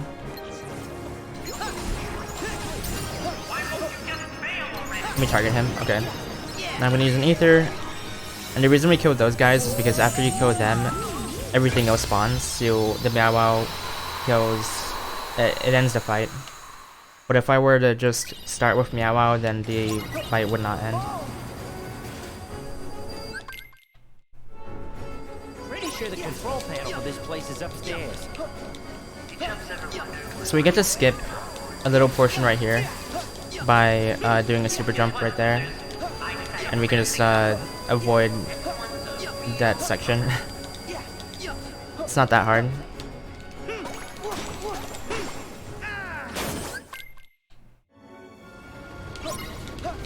So this fight is really long. It's the longest fight in Monstropolis. There's a ton of waves. So I'm gonna start off with a Meow Wow. I got teacups, which is really useful. Now we're gonna shot lock with this guy. I think that was everything. Oh no, it wasn't. There's actually 2 left. Okay. I don't want to use my ethers yet, because we have a limited amount. So I'm gonna use Meow Wow at about right here, because I want to kill the Heartless on each side of the room. Or the Unversed, I mean. And now that I'm waiting for my MP to come back, I'm going to come up here and get this chest. Now I'll use Meow Wow. And now I'm gonna use that teacups that I got earlier on this turtle, because as you can see, it does a lot of damage to him. If you're able to hit him with it. My party members kind of left me, but he's also invincible when he tries to suck you up in his mouth like that when he tries to eat you. So that's unfortunate. Or he's not invincible, but you can't beat him doing that. Okay. That Meow Wow cleaned the rest of the room.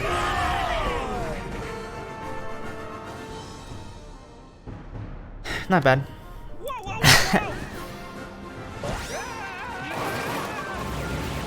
The chest that I picked up back there in the fight was the Vata ring, which we're gonna use in one fight later. The same fight that we used the Buster ring in.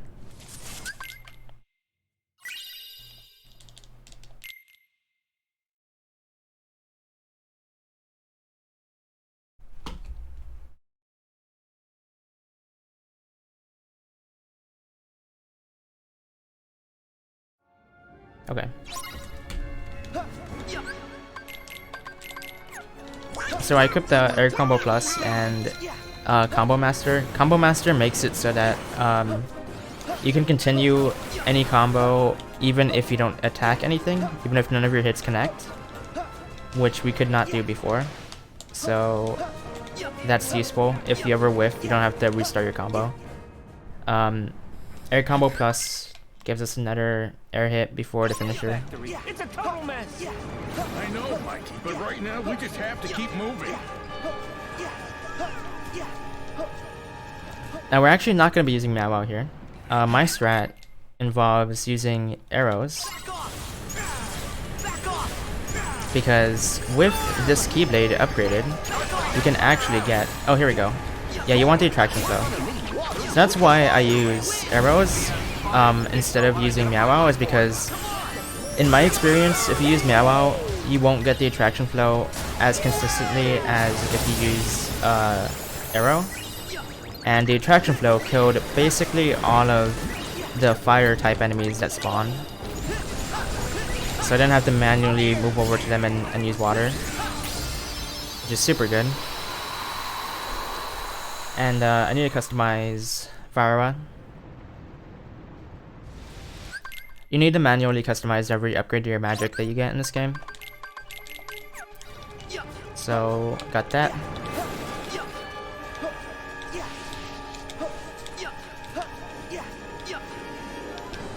Now I'm gonna pick up the high refocuser. That'll be useful in a later fight. We need help containing the fire. I'm gonna go ahead and do that like flow motion movement. I don't use it everywhere, but I like it there.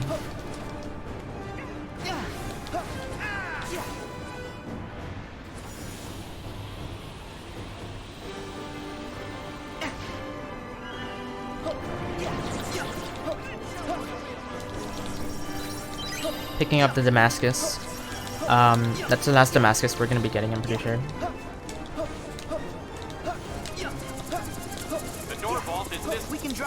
We have the game pretty well routed right now, as you can see from like everything I'm doing.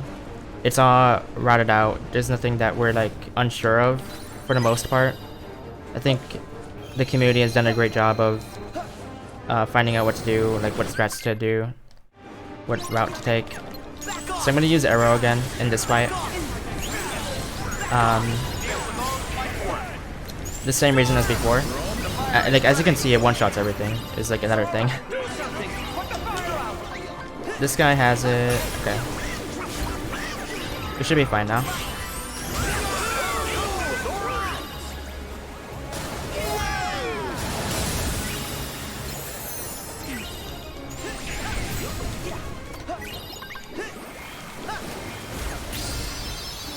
There we go.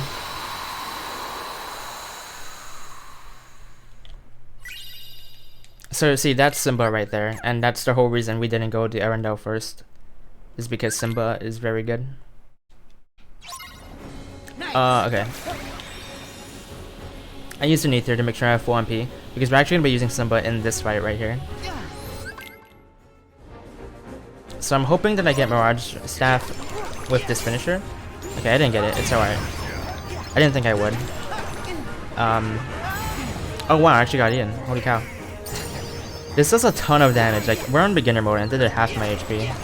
So it's kind of weird. But, yeah, I try to build Mirage Staff here. And now I use Simba.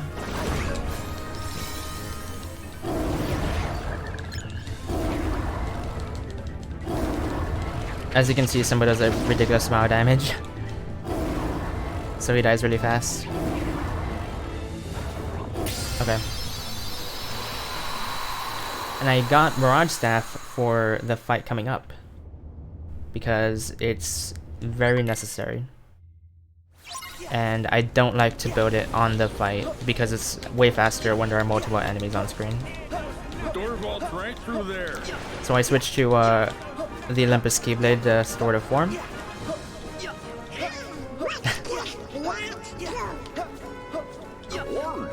I have the Koopa coin. If I don't have one at this point, I buy one, but because I have it, I'll be fine.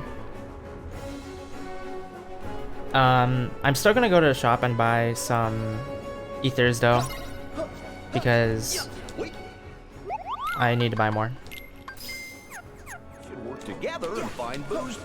If I didn't have Tenso, I'd also buy some there, but we're set.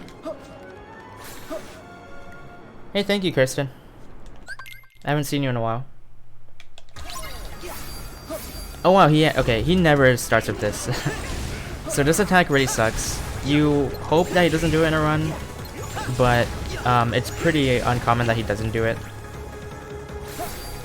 You have to attack every individual hand before he's vulnerable again. And now, see, when you dash, you set up a, I guess, mirage of yourself. And it's usually not that OP, but the reason that it's so good for me is because I'm not using the finisher. If you use the finisher attack, their clones disappear, but because I'm not, I get to infinitely attack him with the clones, and it does ridiculous amount of damage. So the reason that this is much faster than okay, I ran out of staff right there, so I had to. The reason that's faster than anything else we can do in this fight is because everything you do does chip damage basically, but because that hits multiple times over and over again, oh wow. It's the best option for that part of the fight. And then in the second phase, he's weak to fire, and fires do a lot of damage, so we just spam fire. It's also really easy to die in that fight, which is why I buy the Koopa coin. As you saw there, I almost died. It's much better to have a Koopa coin and just use it if you need to, than to run away and cure, and then attack him. You just want to do as much damage as you can.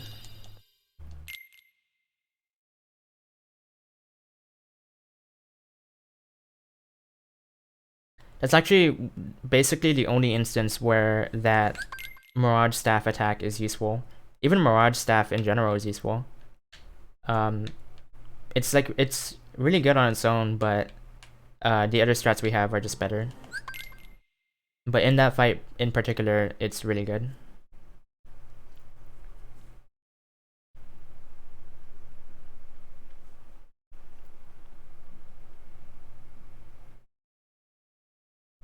Hey, one lazy bomb.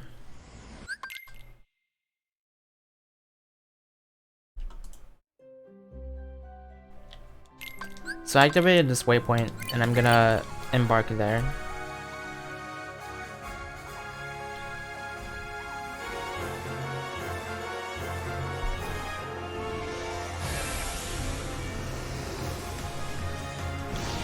I'm gonna move towards this, then come over here,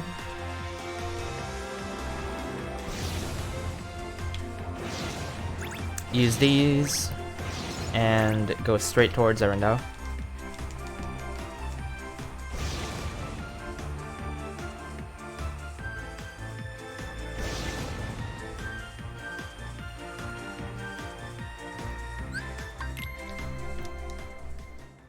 Cool.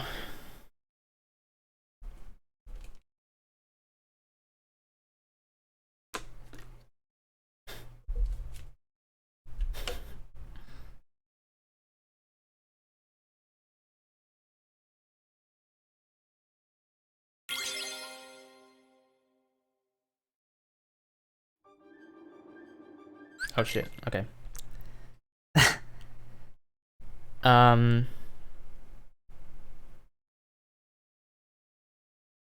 Don't have to buy anything here. Do you think the Heartless are after her? So, there are some instances where I could have upgraded my Keyblade level up, but I don't because the only one that's useful is the magic increase. The strength increase doesn't matter. So I'm also gonna equip the Fire Covenant here before I get into a fight.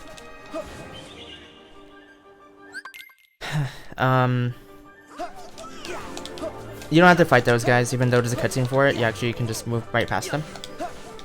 So the movement in this world is actually very cool. I'm gonna be skipping a little portion here. If you super jump on here, dash, attack, and then dash, and then super jump again, you can go straight right here and skip a small portion.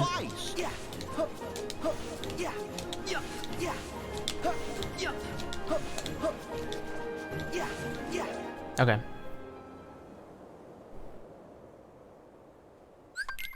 In my personal opinion, I don't think a race is a good idea for SGDQ. So that's why I'm not joining.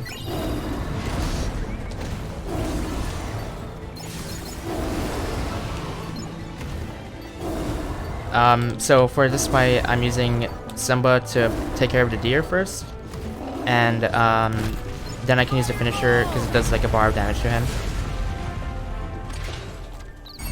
And now 2 shot locks will beat him.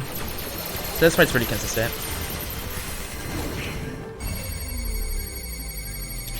I don't need to do the finisher. I can just do less hits. The finisher does a lot more damage, but if I do less hits than a finisher, then it does an instant damage, so I don't have to wait for the animation. And if I don't need the extra damage from a finisher, then it's better to do less.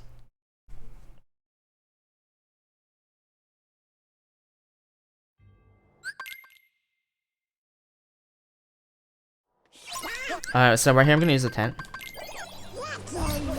Yeah, we'll freeze if we don't find a way out. I'm using a tent to refill my focus and MP. Most importantly, the focus though. Because I want it for this fight right here.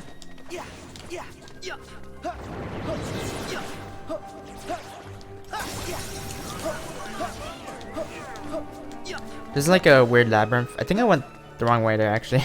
It went a slightly slower route. That's okay though.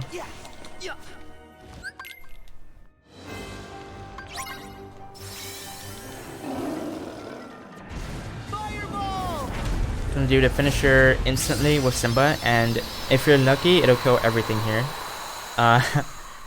Like this is why we did Monstropolis before Arendelle, was because Simba one-shots those guys with the finisher. And they're very hard to deal with if you don't use Simba, because they move around a lot, they can become invincible a lot.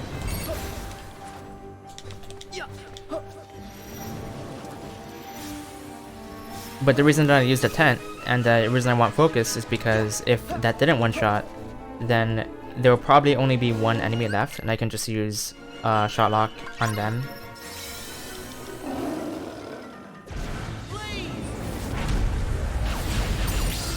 Alright, nice.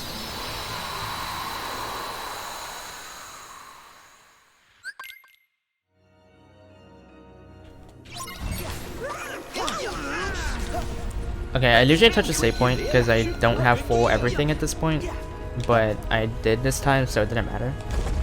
But you have enough time to touch a save point before that thing finishes spinning around, so there's no time loss from doing it. Air step up here.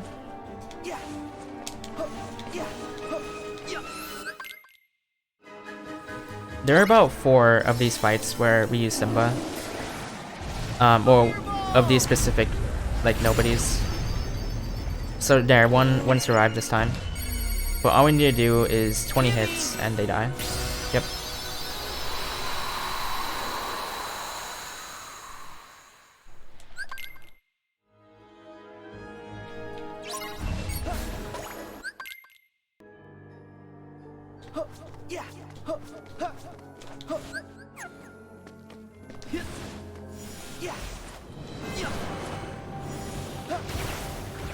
So right here, instead of attacking them, I opt to just dodge it with jumping, because that's easier IMO, and I think it's faster.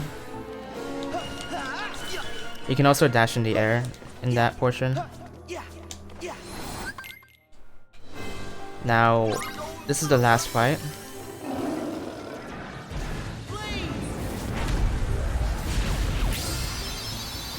Nice.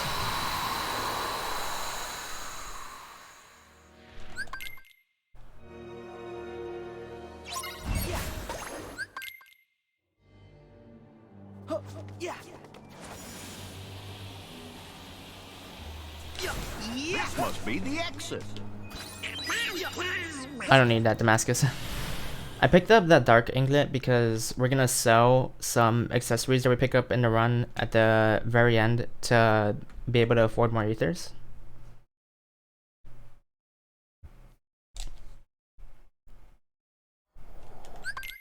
Also armor.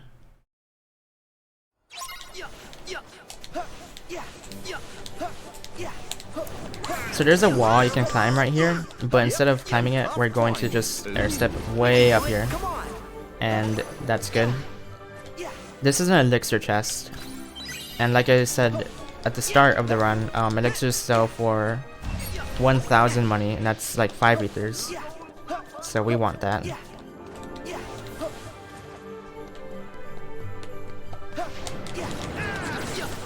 So after climbing up, I do a super jump, super slide into attack, into air slide.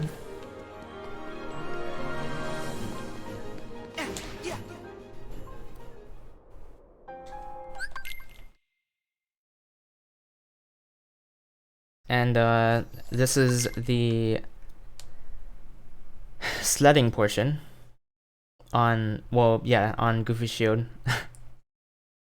So it's this is a timed, and you can't do anything to speed it up. So all you have to do is not die, and you're good. It's closing in. I got this.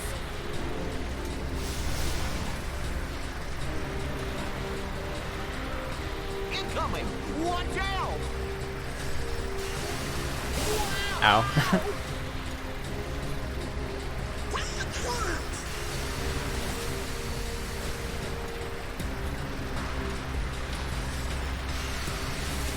So how was everyone's day?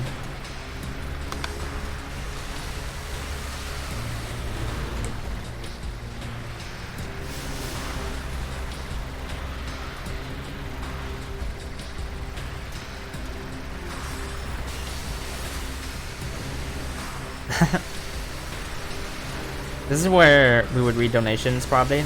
It's a good spot. There's also like loads that you could read it during.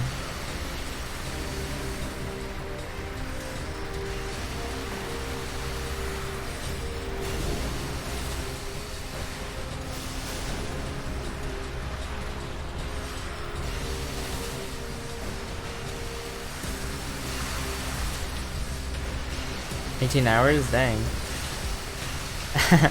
I wish I did too. What the heck, Ace? Secretly.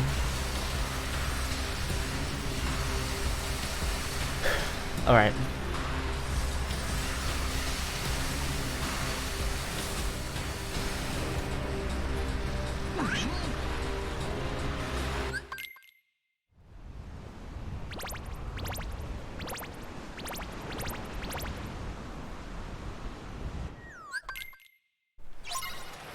So my route for this section involves me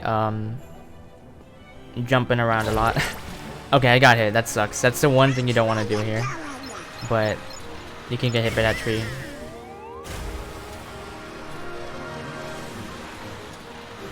You want to pick up money here too, because money's important.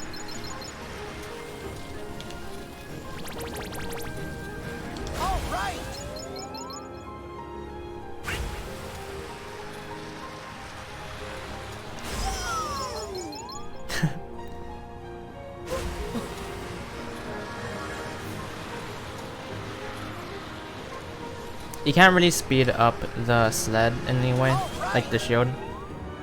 You just have to pick the best route.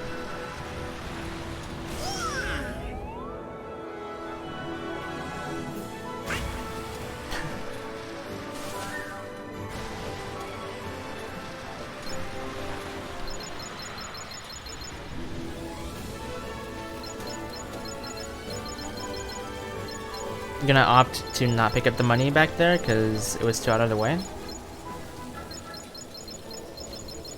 If you miss some money, it's not a big deal. Like I've said before, you're not super tight on ethers. You're like, I'm pretty. It's alright to waste some here and there and to not have enough money.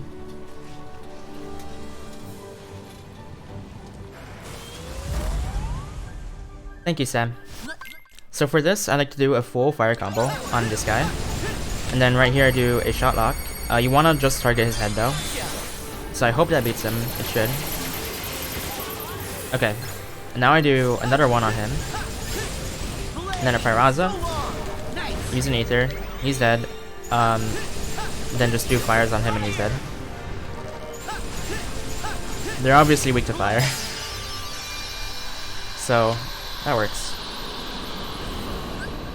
Pretty good strat.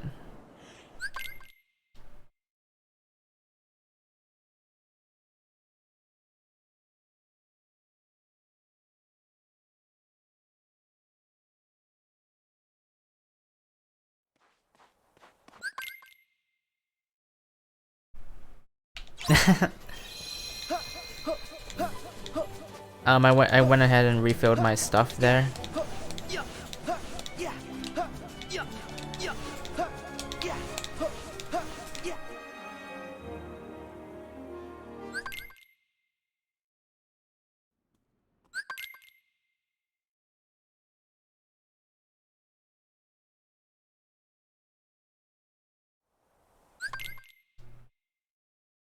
So, my route for picking up Olaf is to go up here first, and then That's Olaf's voice. go ahead and pick up his, what is this? His body, torso, right there. Then I'm gonna slide onto his head.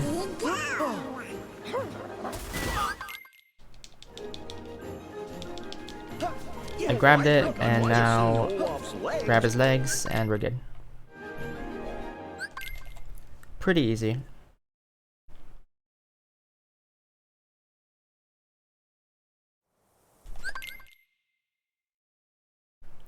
Now in this fight, we're going to be using Simba again, but we're not going to do an instant finisher. We have to actually hit them all individually. You can try doing a finisher, but it would be pretty risky because if it whiffs, you have to cut it manually. That was a good fight though. They pretty much walked into my fire.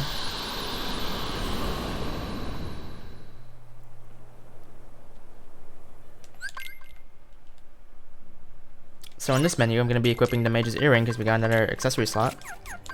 Then I'm going to equip Grand Magic Extender, which extends the amount of time Grand Magic is available. And I'm going to eat more fresh fruit,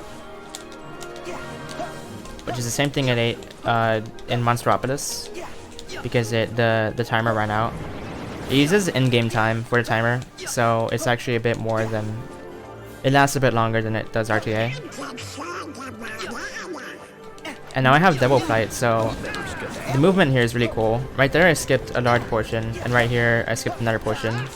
Basically we just keep using super jump to take advantage of the fact that this area is very vertical, and skip some parts where we don't have to move around. Right here I can just jump up there, use this. Nothing ever gets you down, huh, Sora? Okay, that's a bit scary. Jump right here, and then that's pretty much it. It's not easy to do that. It's kind of hard at some points. Like you have to know exactly where you're trying to air slide to. You can only use your super jump once. So if you use it the wrong way, if you're not high enough when you use it, you have to restart from the bottom. Oh, right. I love snow. And instead of climbing the wall here, I'm just going to be air sliding. And okay, so as you can see, my air slide is way better now that I have another one, which is what I equipped in the menu earlier. So at this point in the game, just air sliding is faster than dodge rolling over and over again.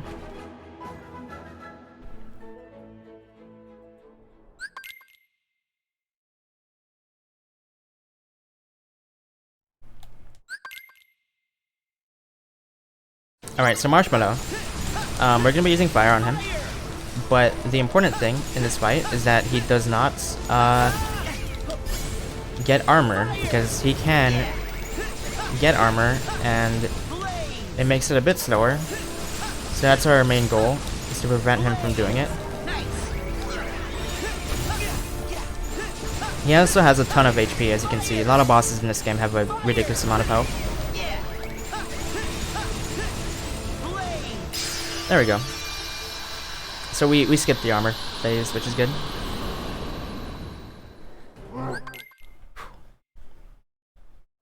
That big snowman wasn't too friendly, huh?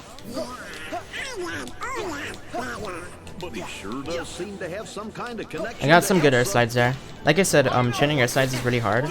But once we have the faster air slide, chaining them is way faster. It's really fast. It's just nearly frame perfect. So it's pretty hype whenever you get more than 3. I went over there to pick up a force ring, I believe. Yeah, a force ring, I was right. Because that is important.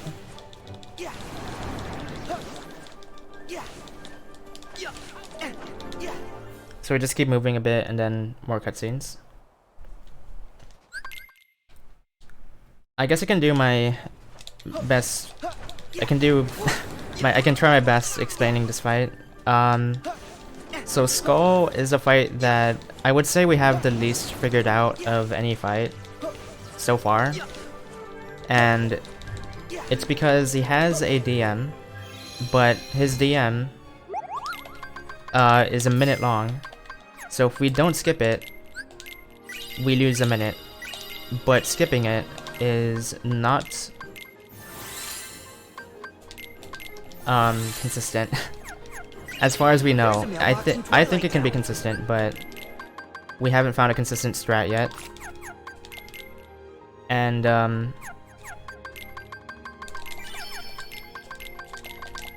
hang on, I need to do a menu here. So I'm putting my party members to hands off because I don't want them to interfere with the strat here or with any fight afterwards, to be honest. And I equipped the high refocuser for the fight. So yeah, this fight you can basically randomly lose a minute, and we're not entirely sure why he DMs sometimes, how to prevent it. He can do it twice too, but thankfully I think we can consistently skip the second one. So Simba right here prevents the wind from pushing us back for some reason, and we don't have to do any of the reaction commands right there, or we don't have to like hide behind the wall, so we just move straight forward and it's really fast. And I use a tent right there because my MP needs to come back for this fight. So I'm starting to fight with a shot lock. And you have to it's a pretty tight timing. You have to do that immediately. Then I'm gonna guard. And I like to do 6 dodge rolls here before doing my next shot lock, because from my experience, I more consistently stagger him with it. Okay, I didn't that time. So I got unlucky. That's what makes this fight inconsistent, and we don't know what to do about it.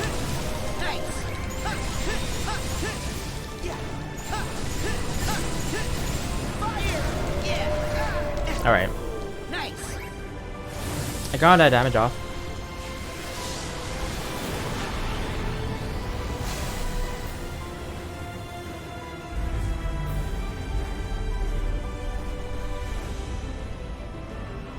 So yeah, getting the DM skip there is pretty rare. Like, it doesn't happen that often.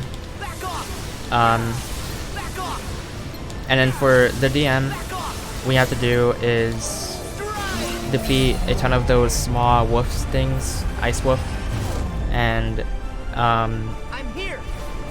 if you kill enough, then this RC shows up, and it's faster to do the RC than to wait it out if you do it fast enough.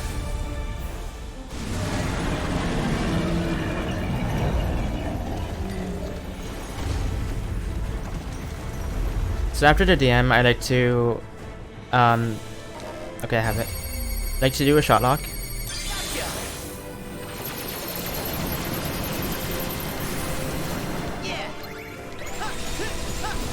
Then spam fires, and he'll die from a shot lock here. Yeah, he'll die from that. There we go.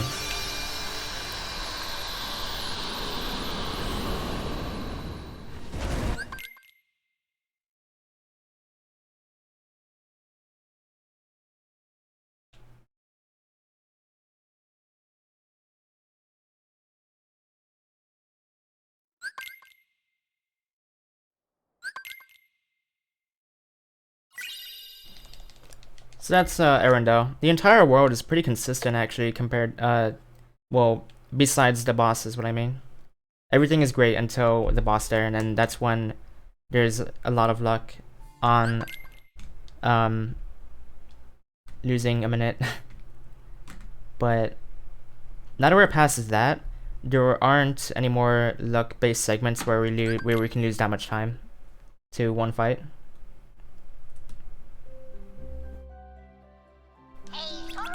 So we've got the last 2 worlds to go through.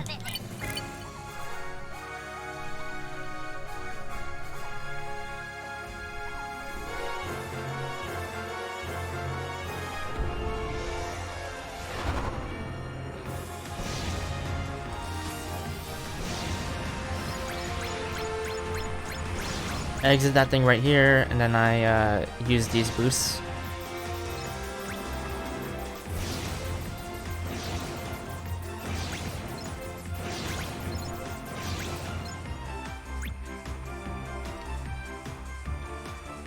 And now I have another boost right here, but I'm gonna save it until after I'm done using these things. And then I'll use it right here, and then we'll get there. Nice.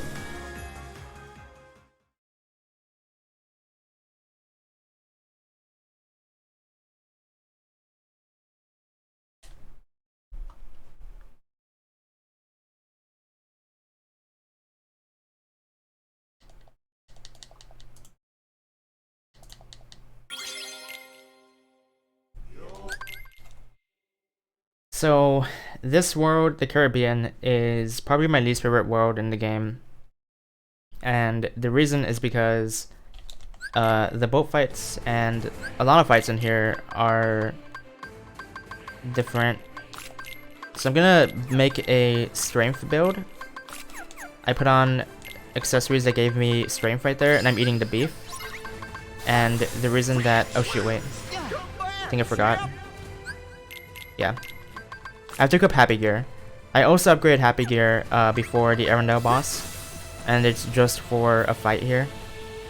I give myself as much strength as I possibly could, because strength affects your damage output on the flying chicken fight that's coming up, and if you don't have a lot of strength for it, then you can lose. It's way slower. So it's worth picking up all of the accessories that I got and buying the beef for this one fight.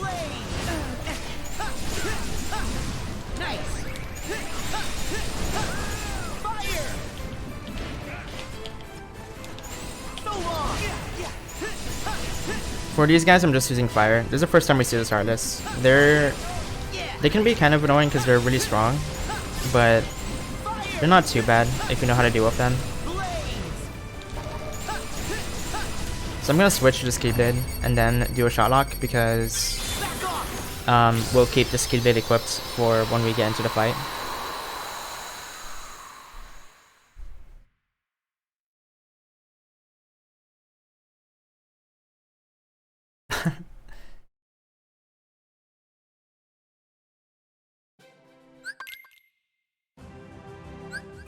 Jack said to head for the island straight in front of us. Nothing special to do here, we just have to go straight forward. So yeah, we're gonna be spending a lot of the world in this boat, and the boat shoots, it can shoot forward and from the sides, but the fights here are pretty luck based. So these boats have a ton of health, but if you shoot the like green, blue, or red orbs on the boats, you one-shot them and they die instantly. So you want to do that for pretty much every fight in this world on the boat, on the ship. Ship's a boat, what do you mean? Same thing.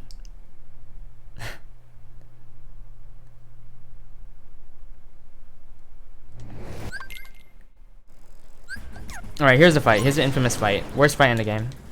So he has literally, I think, 15 health bars. And the way we fight him is by shooting these torpedoes. And you can't really control if you're locked onto him. And the torpedoes go to whatever you're locked onto.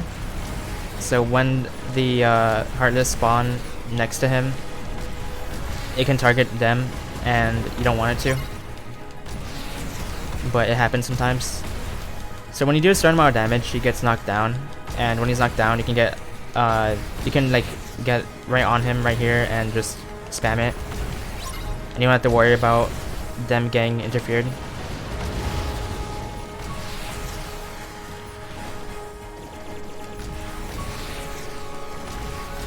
The torpedoes do a lot more damage than if I were to just shoot them.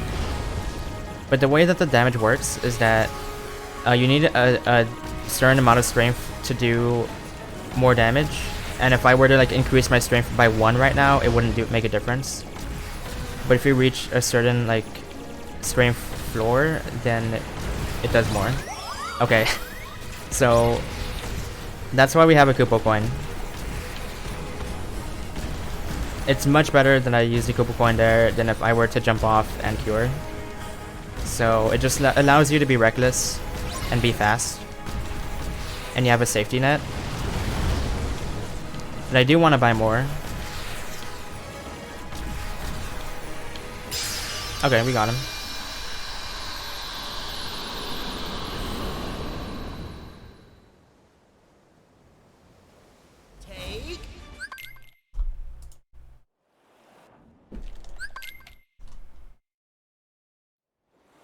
So now that we're done with that, we don't need any of the strength accessories anymore, so we're gonna unequip it. And from this Moogle, we're actually gonna buy 3 crepes, which is the last food we're gonna buy. And then we actually buy the Kupo coin, and then buy the ethers, and buy some tents. So now I'm going to equip the Fire Cufflink, Force Ring, Rune Ring, and we're good on ethers. I'm gonna eat some crepes to increase your magic by 2 and MP by 4, which helps a lot. Make sure you have the right Keyblade equipped when you're going underwater, because for some reason you can't switch Keyblades underwater. So if you have the Happy Gear on still, you're completely screwed. That thing has way less magic than this thing does ever after.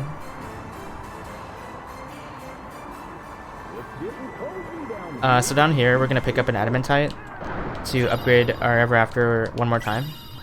And that's the last synthesis we're gonna be doing. We're not gonna be upgrading to level 10, we just upgrade to level 8. Okay, you don't want to get hit by a jellyfish there, but it's kind of hard.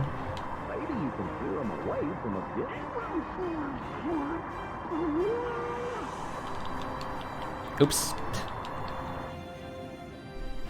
Oh yeah, another thing to mention is that when you're underwater, you can't use links. You can't use oh, what else is it? Well, you can't use higher level magic. As you can see, we have Sea Fire and Sea Thunder, not Fire or Thundara. And then another thing is we can't use our shot locks. Focus. So basically we can only shoot fire. That's the best option. Okay, I didn't mean to run out of MP, but it's not a big deal. I wasted a single weight there. Oh yeah, you can switch in the menu, but you can't do it without the menu.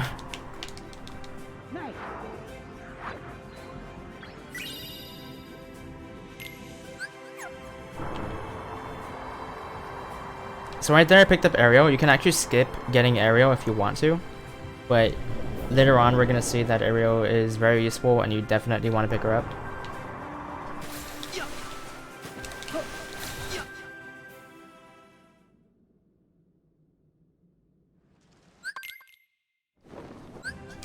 So I'm gonna not pilot the ship and use slow motion to get up here, because on the ship there's a Celestriad, which is super good. It has a lot of boosts. Most importantly, Thunder boost and Fire boost. And then I'm gonna equip Thundaga, customize that. And we put it over to Fire Cufflink because it gives you more magic and it gives you the same boost. So it's basically, there's no reason to not have it on over that. Okay. So an interesting mechanic here is that, as you can see, there's a blue bar on the bottom left, and when it fills up you get a situation command on the ship. But when you have a situation command and you enter a fight, the command goes away, but the amount of blue bar you have doesn't go away. So I'm purposely not getting the situation command, and I'm keeping it saved up so that I'll get it in this fight. First one to Port Royal wins. And another thing is that these orbs give you the bar really fast.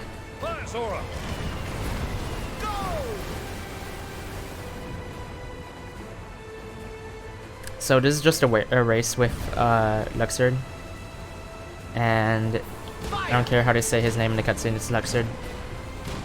And I want to do the same thing here as I did in the last area, which is build up the bar by the ending, but still use as many commands as I can. Okay, so the blue one gives you Tidal Wave, and the green ones give you the other one. I don't know what it's called. I forgot the name. But Tidal Wave isn't very good if you use it anywhere. I'm gonna use it like at the ending. Tailwind, okay. Oh, I missed it. That sucks. Alright. I want to destroy one more ship before I use Tidal Wave. Okay. So I'm gonna use it right about here, and I should make it to the ending. Steady! Yep.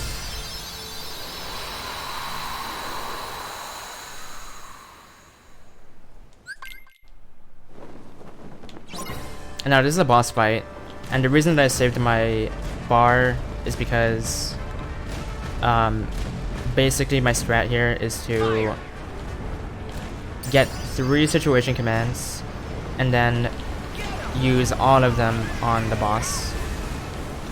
So I think that's on his back. Yeah, there we go. I'm gonna wait for more enemy ships to spawn here. Okay, he disappeared. Doesn't happen often. Slightly unfortunate. Alright, here we go. So I'm gonna use Tidal Wave here. That will hit him and do about like 4 bars, right? Oh, 5 bars. And then I use Wind Chasers.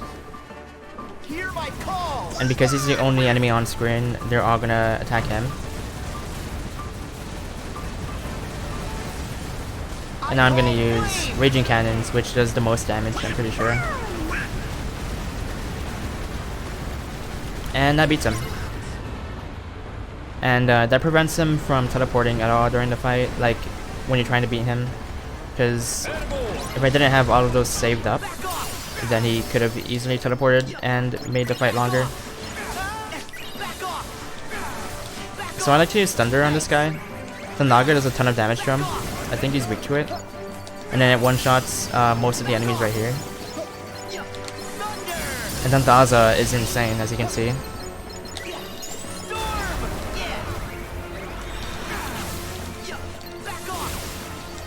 So this fight is using Thunder a lot. And I like to use it on these guys too, because it can actually hit both of them at the same time. Okay. There we go. That was a good fight. Super important to not run out of MP there, because you need every single ether you have.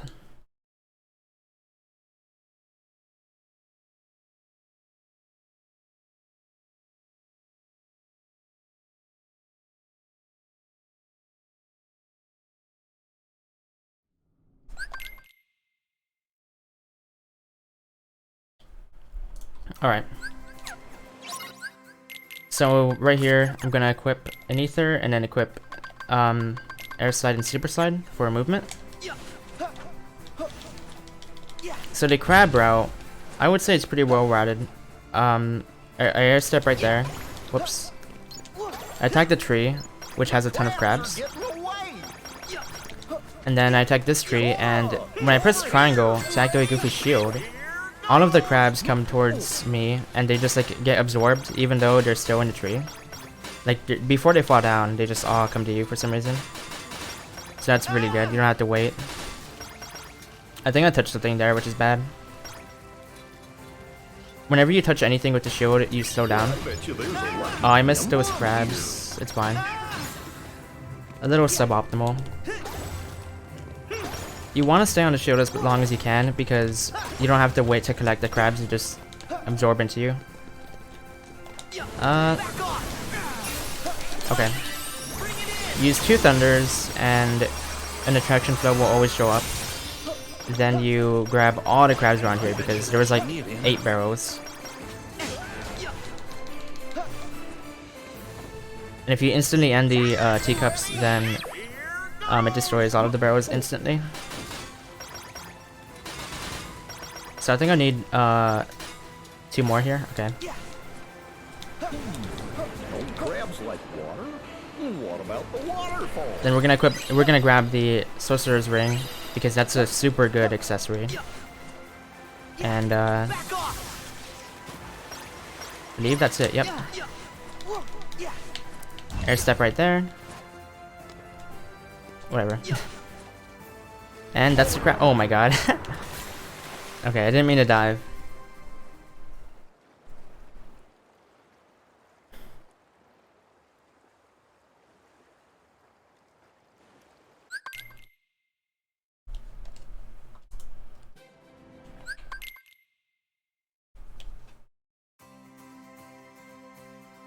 So now we're gonna equip the ring that we just got and then eat crepe. Oh no, we're not gonna eat crepes, I mean. Sorry. Remembering old routes.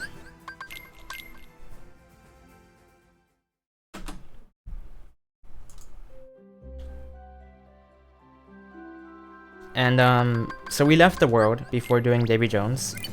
And the reason for that is because if we go to San Fran now, we can get Firaga and magic boosts and level up and magic galvanizer and a ton of stuff. It's way more beneficial to do Davy Jones after San Fran than it is to do it before.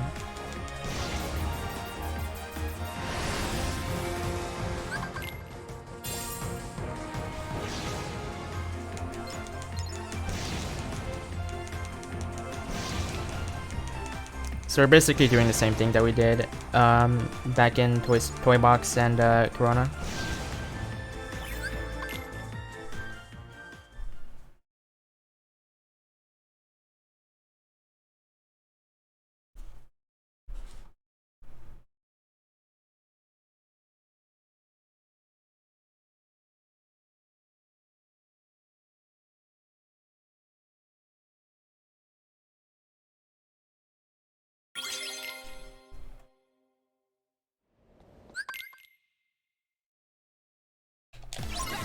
Don't let him get So right here, Thundaga kills everything in one shot. So all we have to do is use one Thundaga and they're all dead. Use an Aether here to make sure we don't run out. Oh, you still want to avoid getting hit because it slows you down.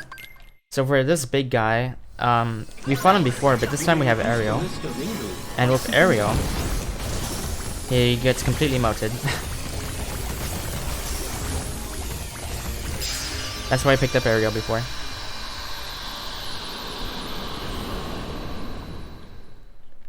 Because his hitbox is so huge, because he's such a huge enemy, all of the hits from Aerial are hitting him, and they each individually do a ton of damage.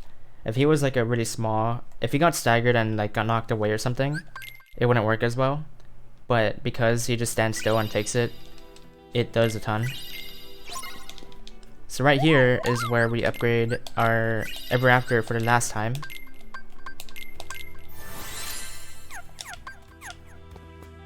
And now we're good. Shall we?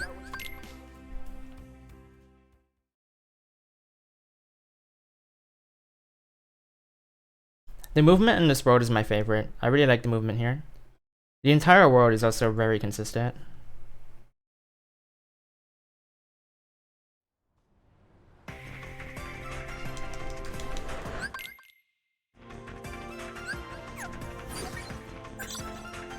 So there's actually a timer here so you can see how good you're doing. But you can just jump down in flow motion and or in the air step and it's totally fine. You don't have to hit the first thing. This is timed, so sliding doesn't do anything, but I do it anyway.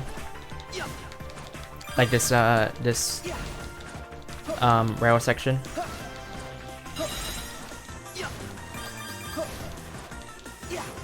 Auto spoiler is a better word for it.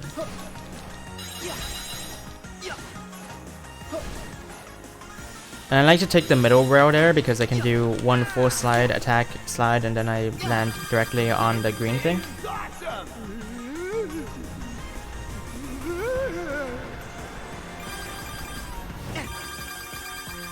Come on, can't we do this on the ground? Alright.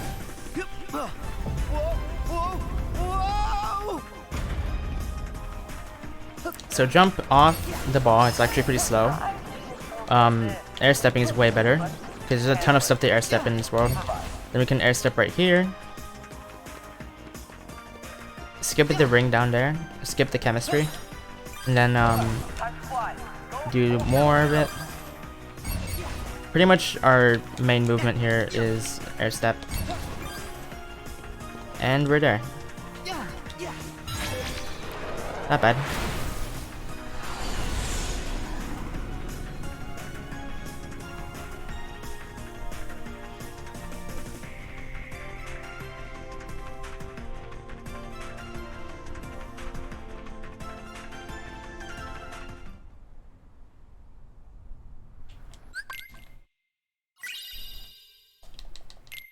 So we just got Stitch. You can use Stitch in a run, and he's actually pretty good for some fights, but it is inconsistent and also hard. So I don't do it personally, but it can be faster to use him. I won't be showing him off in the run though. Sora.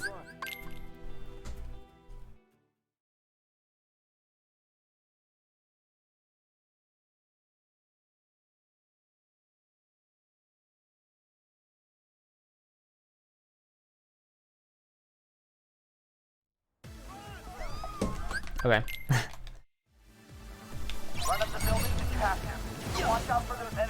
Air step straight up here.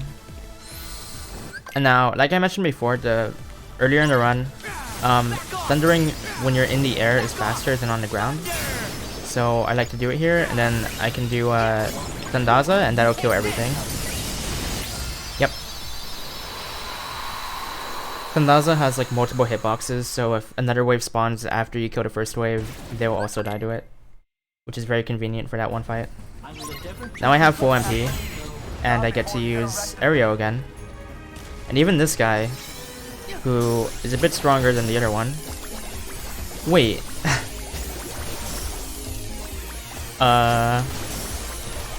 Okay.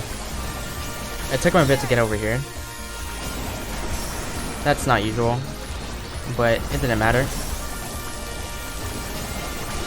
Yeah, we're good. Something a bit different happened, but... So what's important there is that we get him to 1 HP.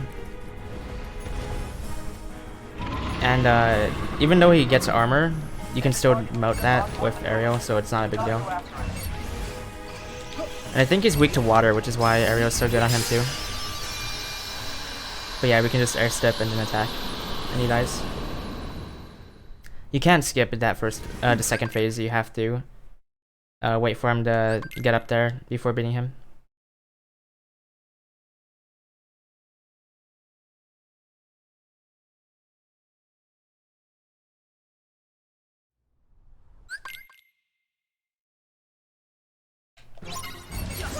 So when they're air step,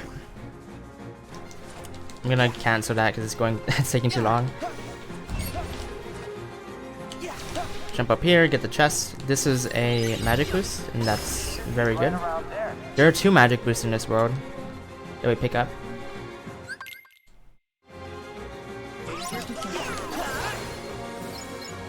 And then in this section, it's timed. So we get to get this money without losing any time. And yeah, we have enough time to hit everything.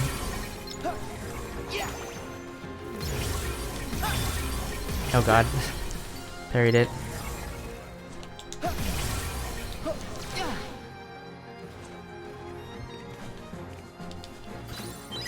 Alright. I picked that up just so I can set it later. So now we get to just do nothing. Please climb on.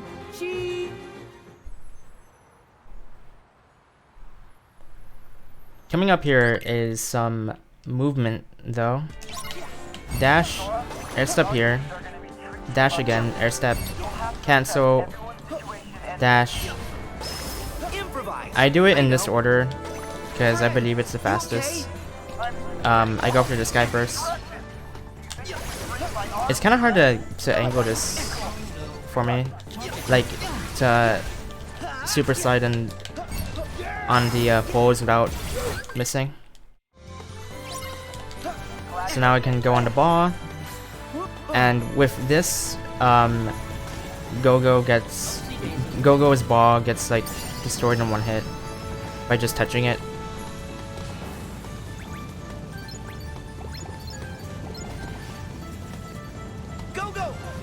Just like that.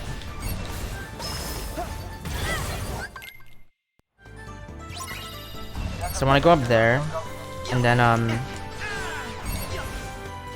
cancel that, and put it there. Fire.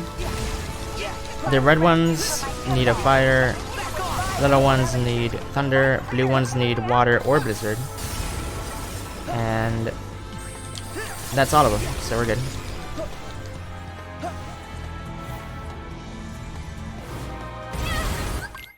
Went over to the chest here because that's a magic boost.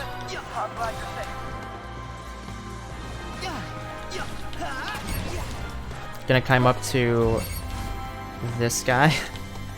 Oh shoot. Can you hear Wasabi.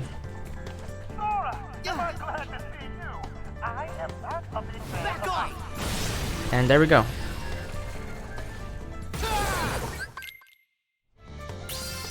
So you have to wait a bit here.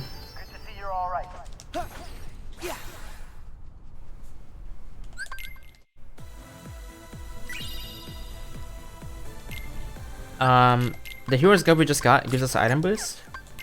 Unlike other games, that armor can actually give you an ability. So we're gonna use that. We're gonna equip Magic Boost and then equip Firaga because we have it now. And Magic Galvanizer. I need to kind of pay attention here, kind of focus. Okay.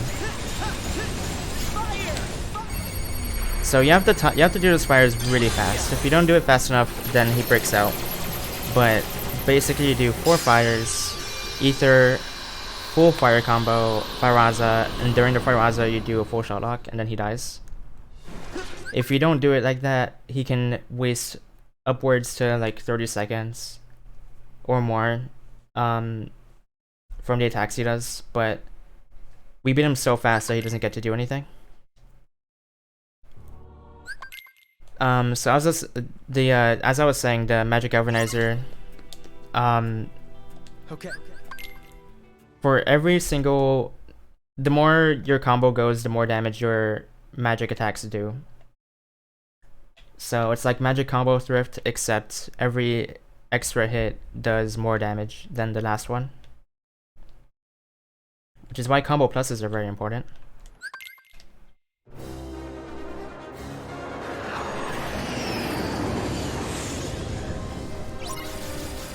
So this fight is really simple. If you know where to be to get maximum damage, it's pretty easy. Right here I can just stay up right, and hold down R2 and we're good. You want to shoot these back at him though, by timing your attack well, because you can't shoot him during that. And they actually do damage. No, I don't think the shot lock gets boosted by Magic Galvanizer.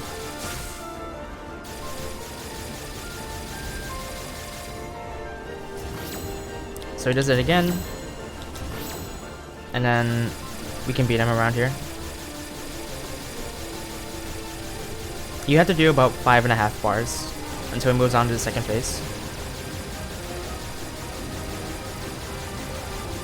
The music here is really good, by the way.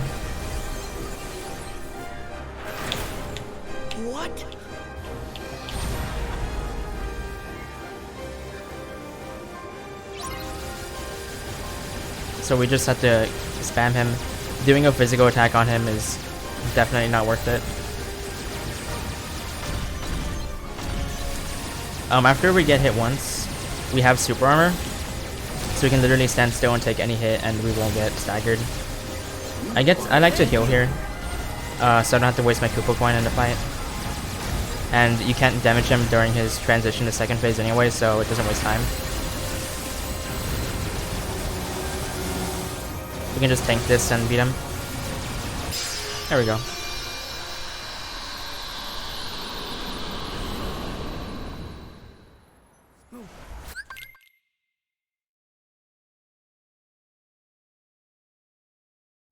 Ow. Ow.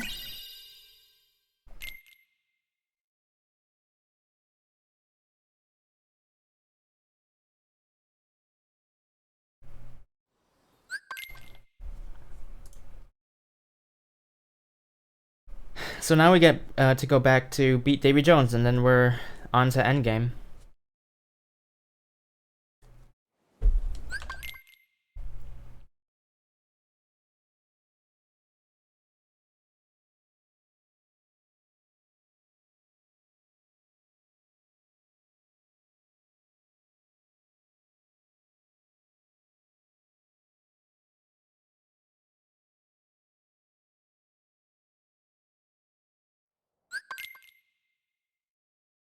Avengers Endgame.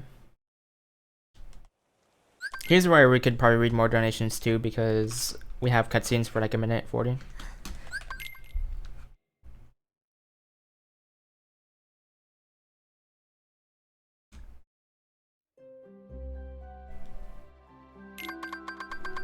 Oops, okay.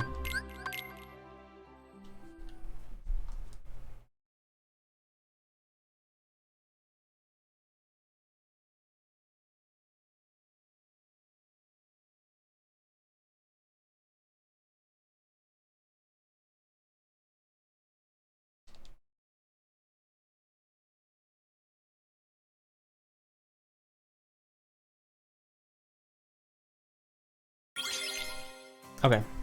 Let's sail for Shipwreck Cove. I'm gonna eat more crepes right here because the timer isn't gonna run out yet. There's 4 minutes left. However, it's gonna run out during the boat section before Davy Jones, and we want it to stay for Davy Jones. It's important that it does. So I'm just gonna eat right now, and then we'll still have enough crepes to last for the rest of the game.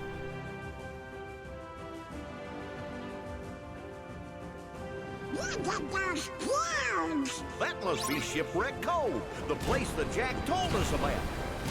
So we have a long distance to travel here, but again, I'm gonna Didn't we sail build up past my that bar rock before? so I have it for the boss coming up.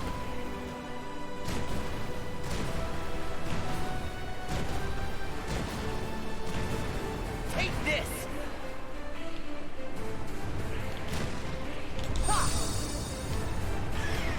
Defense. Fire. There we go. We're good now. We have to head straight to that island over there.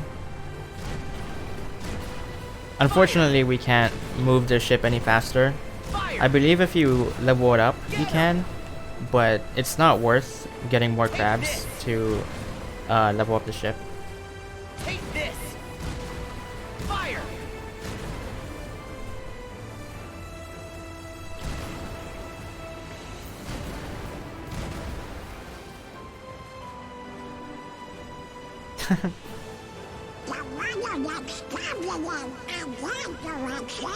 Well, let's check it out.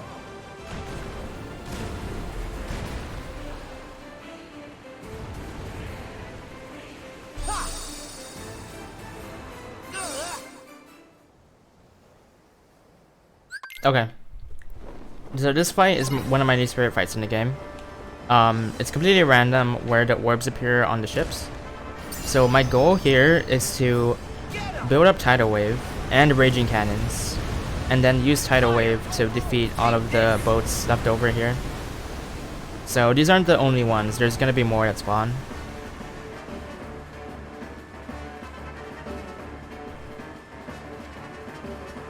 I can't reach them right now.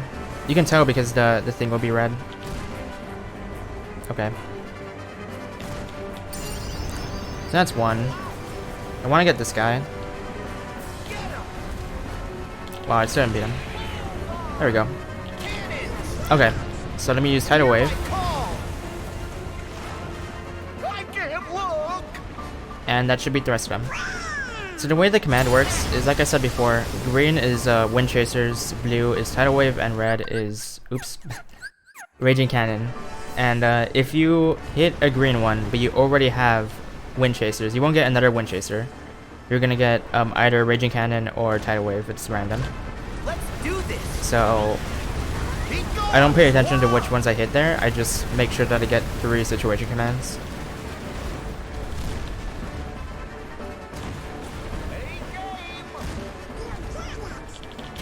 So I think it's possible to get him in one cycle before he disappears, but it's very hard and luck based, and I've never done it. So usually the whole reason I want Raging Cannons is to destroy almost all the orbs in one cycle, and then I can do this, and it's a pretty free 2 cycle.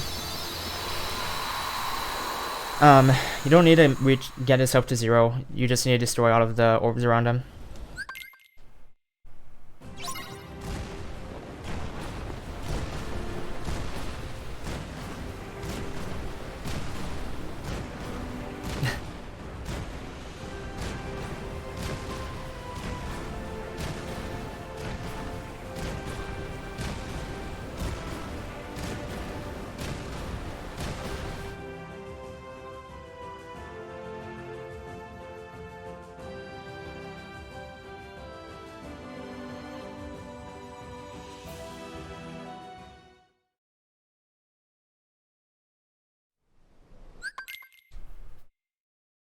Okay. So, the important thing here is that you destroy that ship right there's orb, and get up your bar as soon as possible, because Raging Cannons melts this guy HP, but it takes a while to get it. So the entire fight is just shooting him, shooting the ship, and getting Raging Cannons, and trying to shoot between the tentacles here. Which is actually pretty hard to do. Okay. That thing got in my way. That hardly ever happens, but it happens. That can't happen. I might be screwed on beating him when I'm supposed to, but we'll see. There we go.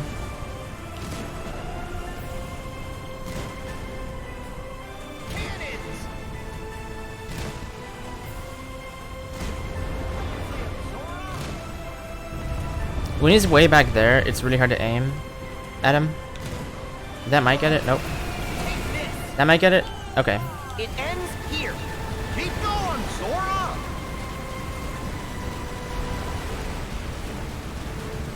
Okay, we still beat him there. That could have been way worse. The bow getting in the way wasn't a big deal. I still beat him basically on the second Raging Cannons. So we have a strat for DM skipping Davy Jones. What we do is 1 hit, full fire combo, 3 more fires, use an ether. We do that to get Fire Aza. So now he'll always teleport up here.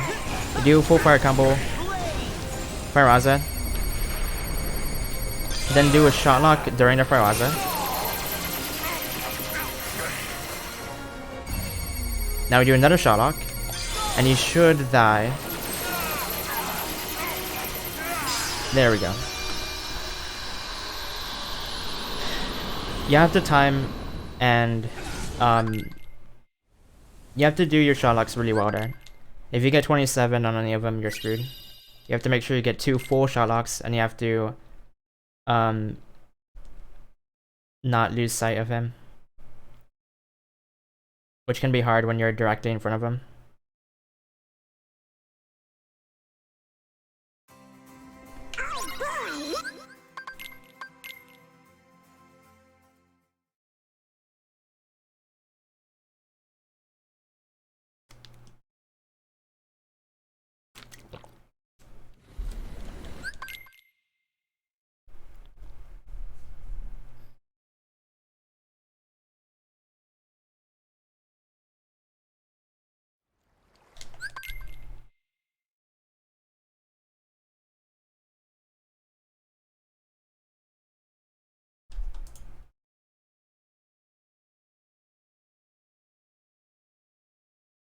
So now we have a lot of cutscenes too.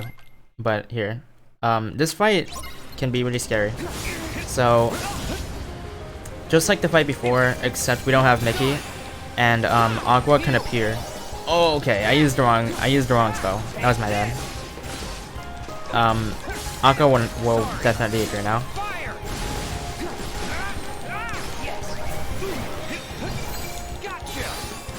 But basically we do the same thing, except we don't want Aqua to appear because she wastes a ton of time. Oh no, I got her. I got him. Okay. If we take too long, then she'll appear, do a DM, and then he comes back. But because I got the Dark Firaga, it helped me a lot.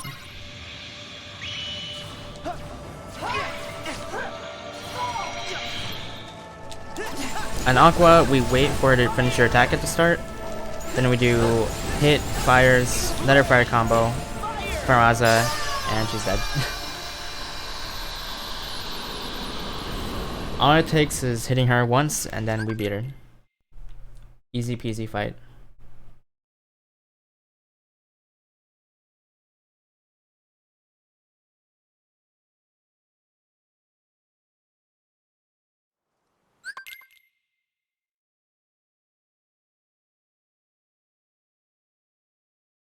A trick? You just have to focus. You just have to never lose sight of the thing, so it always counts hits. There's nothing else to it than that. You have to make sure that your camera is always on him.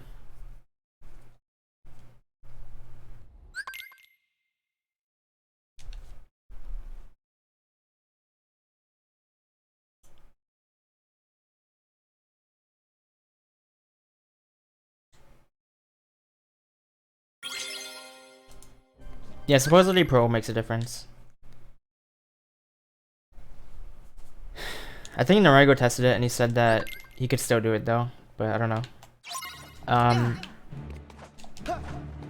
Nice, that's really good movement. We skip climbing upstairs to get up here with using double flight like that. So now we get to play as Aqua, which is new. Caught him with an air hit there.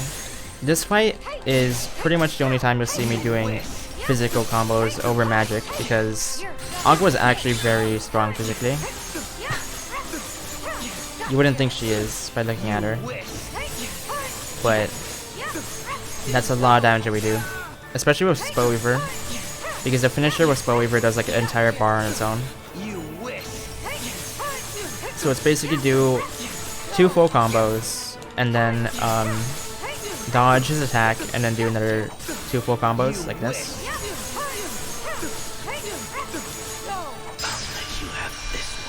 Easy peasy fight.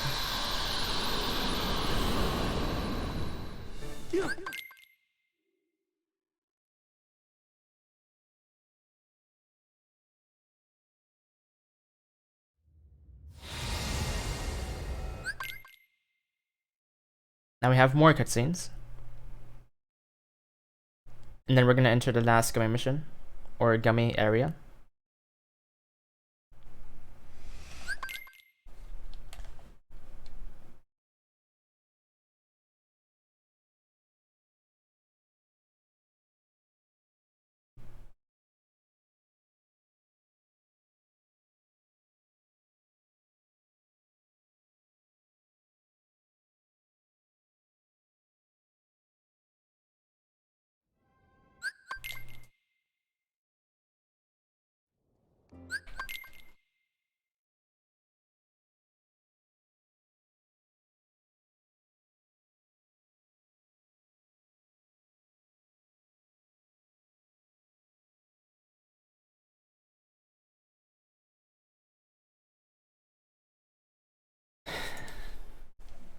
No, I'm not on world record pace.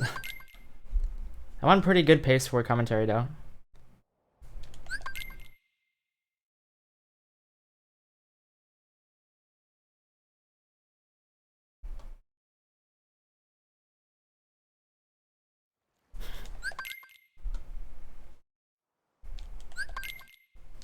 Here's another spot to read donations. There's like 3 or 4. I mean, we can probably fit some Disney songs in there. Alright, so last going area.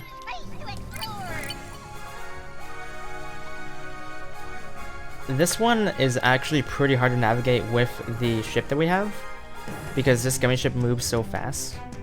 You don't want to bump into anything, but you can't really stop yourself sometimes. So we're gonna do 3 of them right here. I'm gonna hold off on it. Use it right here. I'm not gonna use it right here because we have a tight turn. Now I'm gonna use it down here. Now you can not get hit here, but yep. That's kind of hard to pull off to not get hit during that. Gonna use the boost. I'm gonna purposely get hit right here. Oh, I almost didn't.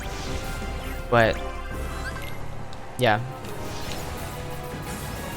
That was pretty good movement right there. I didn't get I avoided taking hits for most of it. Alright. So I'm using my special to take out the head right there. But if you press circle to speed up, it actually makes the auto scroller go faster. I'm like 90% sure. So you want to be doing that. So these things have a set amount of HP, even though they share an HP bar, but you want to make sure that you destroy them before you move on to the next one, because if you don't, then you have to wait for it to turn around before hitting it. There we go, 47's a good fight.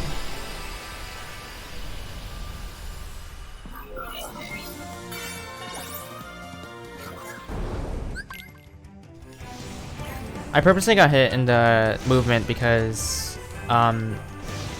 going slow, like not boosting would have, even with the hit, it was still faster to boost, basically. Because it doesn't stun you for that long.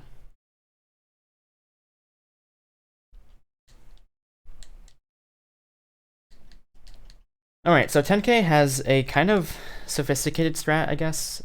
It's like everything I do has a purpose. So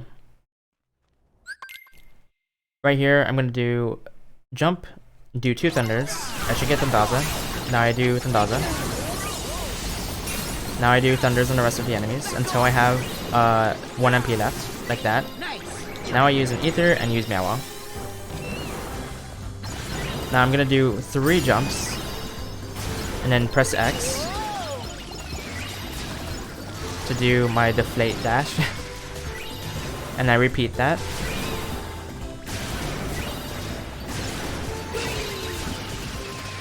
So for this fight, the shadows do count towards the enemy bar in the top left, and it's usually way more beneficial to go after the shadows than it is the ones that give you EXP. So basically aiming at our enemy. After Meow, we use Simba. And Simba can take out this big guy pretty easily.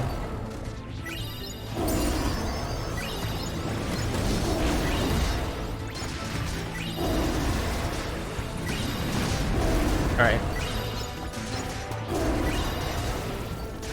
I'm gonna use the finisher in the middle. And next, all I need to do is thunders. And because I have 3 ethers left, it's very important that you have max ethers here. Which is why you kind of want to be careful with ethers earlier on in the run. So yeah, I'm just gonna focus on the shadows at this point using thunder.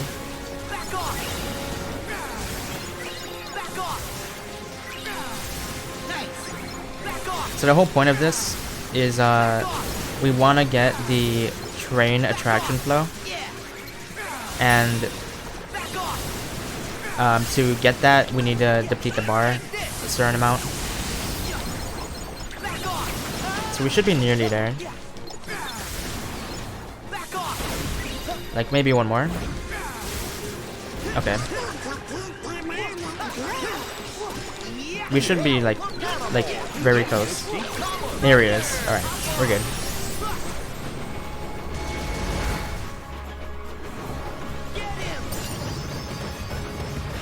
Now I focus on everything around the circle, because like I said, they also deplete the bar, and because there's so many enemies with the train, it depletes really fast. If you wanted to, you could EXP grind here because they keep spawning and it's really fast to kill them. But I don't do it here. I'm going to be grinding a little bit after this split.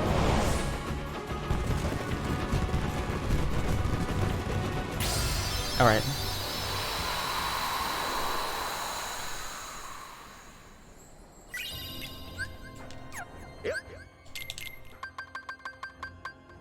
Equip an ether and equip nano gear.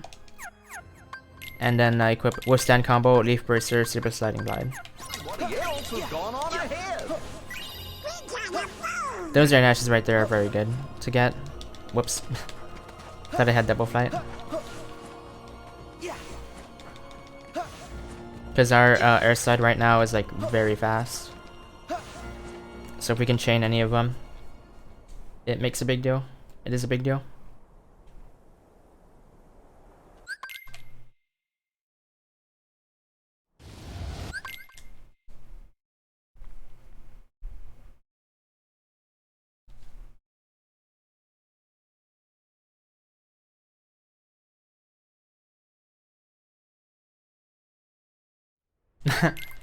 Press F to pay respects for Donald.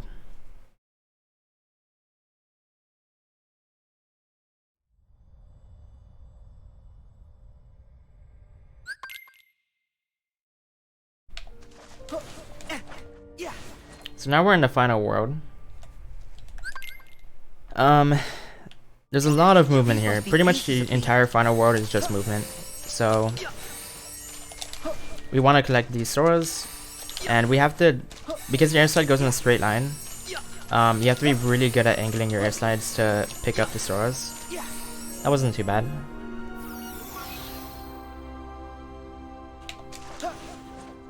And because it goes so far and so fast, it is pretty difficult. Now, Sora collection right here is actually really cool. And it's also not very easy. What a weird place. So, I gotta put myself you get those that are falling down, you get those in a circle, move towards here. I want to get these before they disappear, but I missed one. It's okay. It's a bit lenient. You can miss like 3 or 4 maybe. But get these right here. Use air step. Okay. 49 is a bit low, but I think I'll be fine. What's going on? So right here is actually kind of hard. You want to land on this thing, and if you don't land there, then you lose a ton of time. So, because if you don't land there, then you're probably gonna fall all the way down and then have to restart from the very top. And you do those rail things as the map is turning, because the thing that I air stepped to and attacked turns the entire like field. There's a ton of swords up here.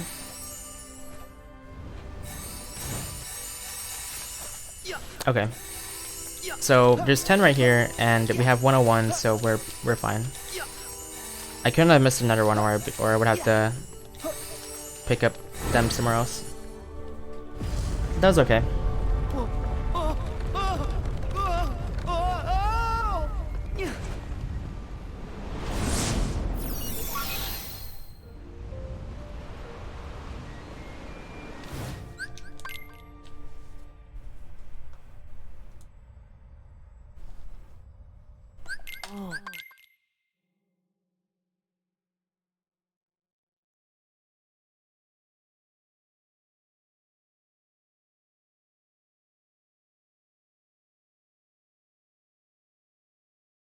So that was it for the final world.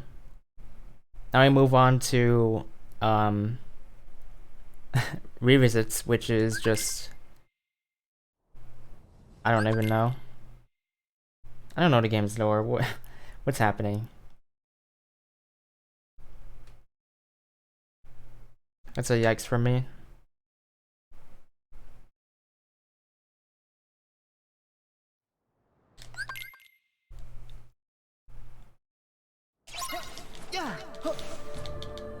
This is the last Moogle menu we should do in the game. Gonna sell the elixir, sell the armor and accessories. And we have 2 tents, so we just have to buy ethers, and we're set now. No more Mughals. We're good. We can do a skip right here, which is pretty cool. We jump on a pillar right here, use double jump, super jump, and then get up here. Oh damn. Okay. Oh, I didn't get the Dandaza. So what I'm doing right now is grinding to level 30 because you need level 30 for combo plus and for magic increase. So it's important that you hit it. It's faster to grind right there than it is in 10k.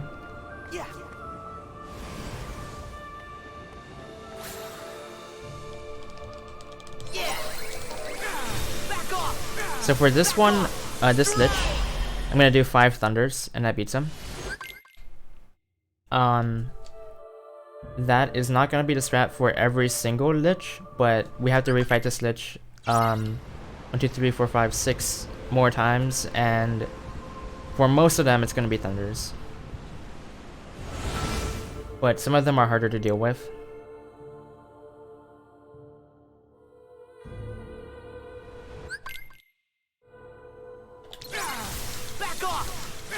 This one you can catch before it starts moving. Hold still. So fun fact, you don't even need to touch the save point to refill your focus or your MP because that portal gives you back everything. So there's no point.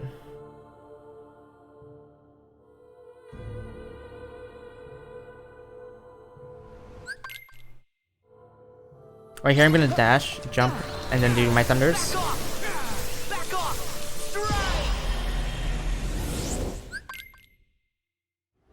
Enough.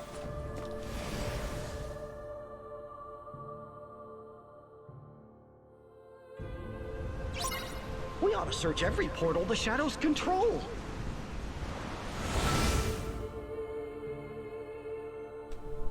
Fun fact, also, Jiminy didn't die, which proves that Jiminy is a fake human or a cricket.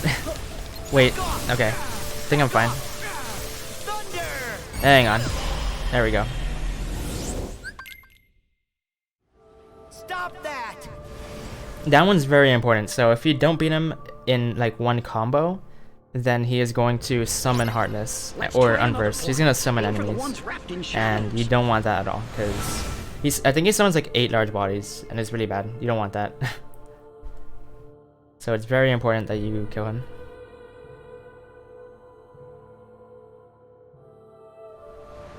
This one's a bit different because he's like immune to thunder or something. He takes less damage to thunder. So I'm gonna start it with a shot lock with my nano blade, I think it's called, and the reason nano gear, and the reason I use that shot lock is because it's a lot faster than the Ever After one, and it stuns him. It staggers him. We ought to search every portal the shadows control. So this one's really annoying because if you don't beat him immediately, he's gonna run around the entire field, and he runs for a while, and it's really hard to catch him. So what you want to do is move to the side, use thunder. There we go. Even though I wasn't locked onto him, the Thandaga has a very long reach, so I was still able to catch him with it. But the timing on that is kind of tight.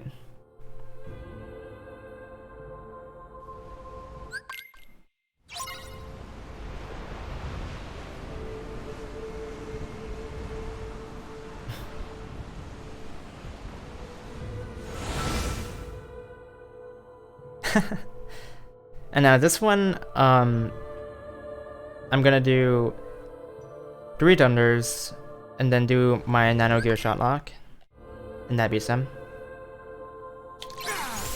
2, 3.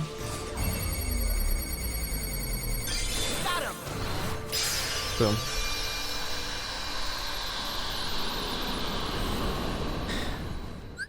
That was pretty clean.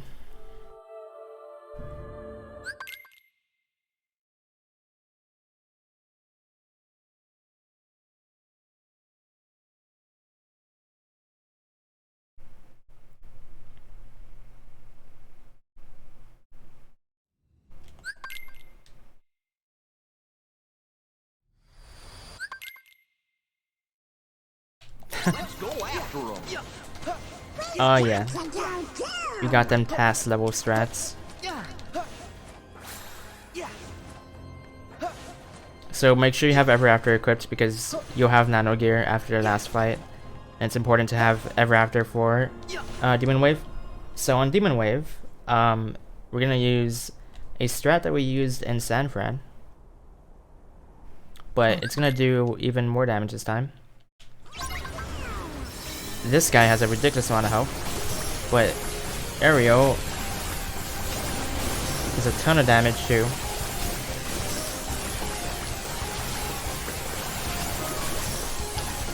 Hey, there we go. He's at 1 HP, so I can just do that.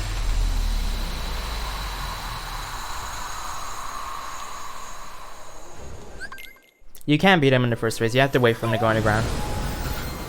What is this?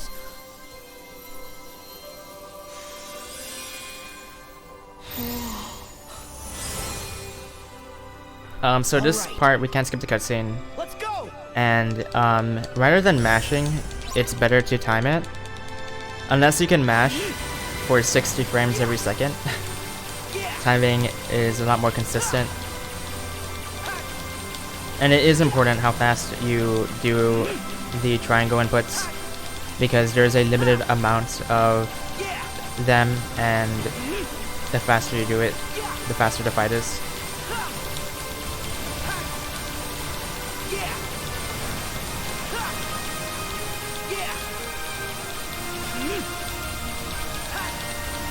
But yeah, this is it's not an auto squirter, but all it is pressing triangle. Press triangle to win. Go ahead.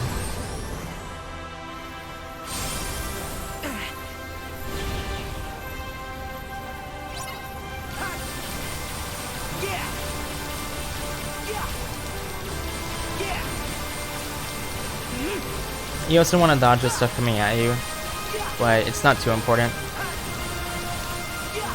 because you don't take any damage.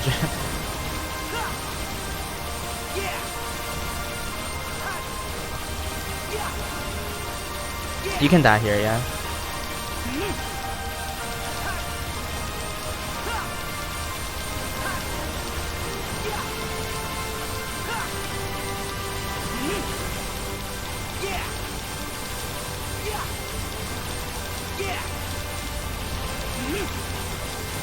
By the way, it's like ridiculously hard to do this without taking hits. Like at the end there, it's so crazy. I don't know how you go about dodging that. We're almost finished! And now!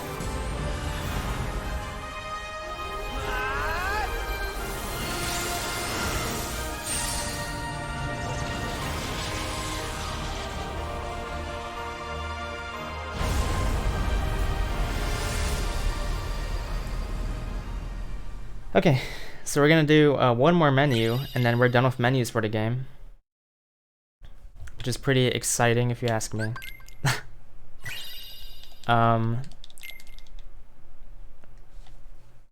We don't have too much left. Just have to beat some... Well, we basically have to beat the 13 darknesses.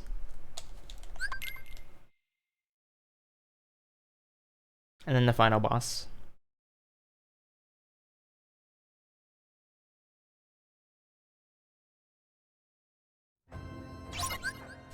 So I'm going to equip Combo Plus, which I got from level 30, and then MP Safety. So what MP Safety does is it makes it so you cannot use all of your MP besides Cure, with any spell besides Cure.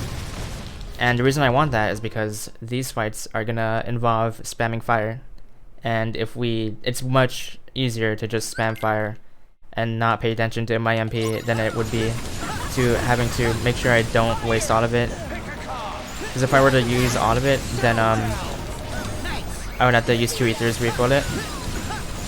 So anyway, what I'm gonna do here, this is timed, but what I want to do during this time section is I want to damage Larxene and Marluxia, and fire is the best way to do that.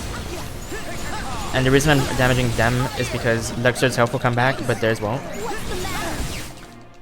Okay.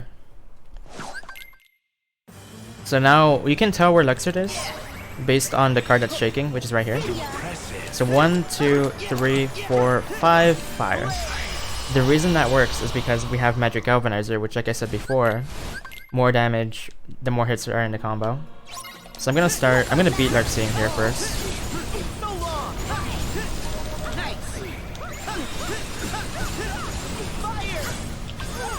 Oh no. Okay. Marluxia almost got my way.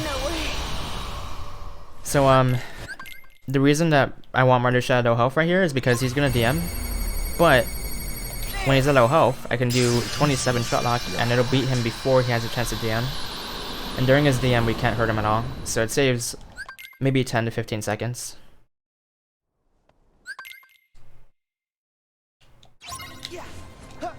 Now I'm gonna use a tent on the way over here. You actually don't need the tent. I'm doing it for safety, but I probably don't need it. You can just use an ether because we don't need full focus for this fight. But regardless, target Zigbar, do 2 fires, ends that.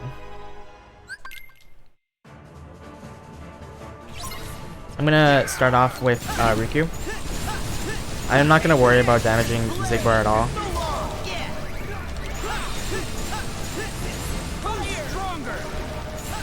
Okay, so he's trying to DM, but we got him before he did. That's good.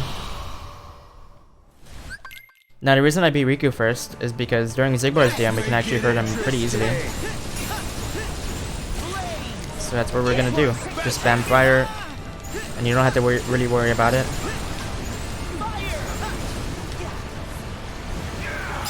There we go. This is your power.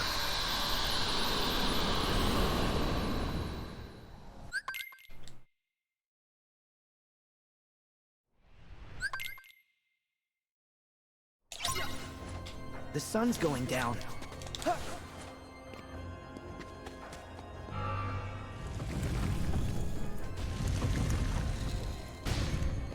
So these panels in the floor are switches to Sora the does doors. bars here too, by the way. He's a god rapper.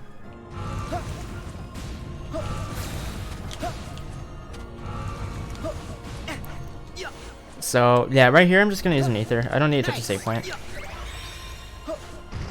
Unnecessary time loss from touching the save point.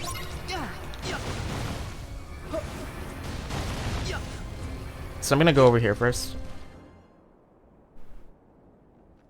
The order I'm fighting them in is also intentional. So wait, because he's invincible during that period, and I'm gonna time it so that my finisher happens when he shoots his like thing at me. His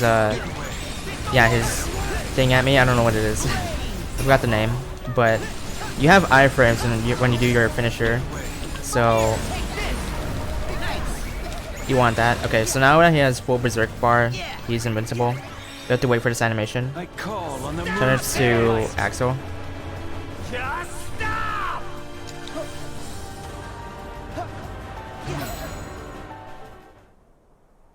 Claymore? Yeah, it's the name.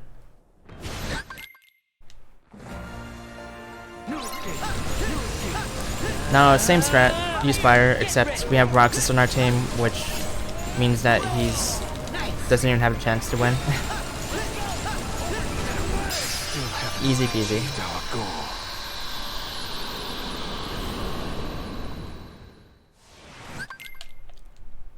The fight was over before it began when Roxas joins your team.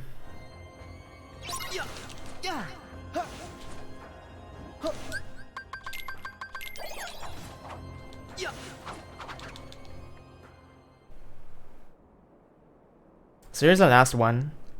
What I'm going to do is weaken Vanitas here.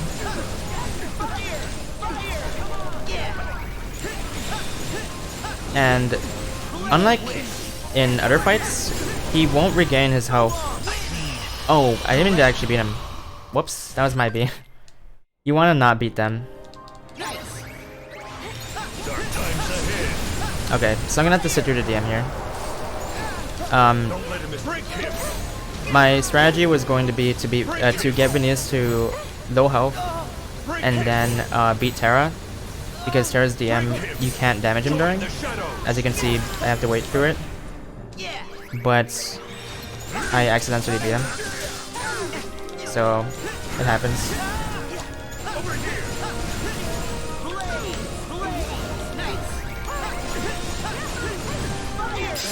There we go.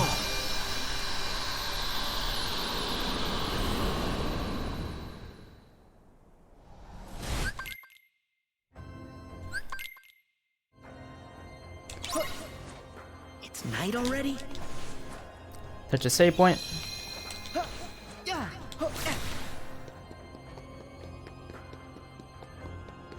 Now I have a strat for the order I'm gonna fight these Xehanorts in, because we're gonna fight Xemnas, Ansem, and Young Xehanort, and yeah, I can intentionally beat them in an order that makes it faster.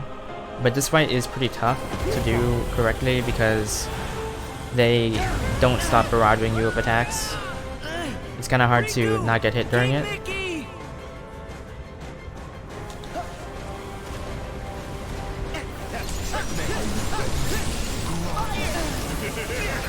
Alright.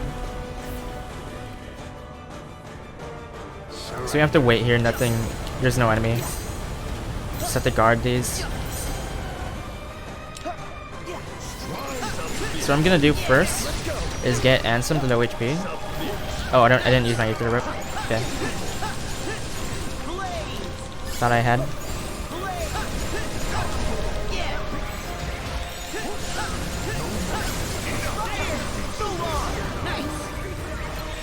Now, okay, I got stuck.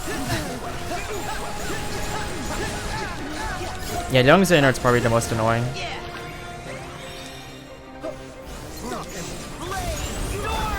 Okay.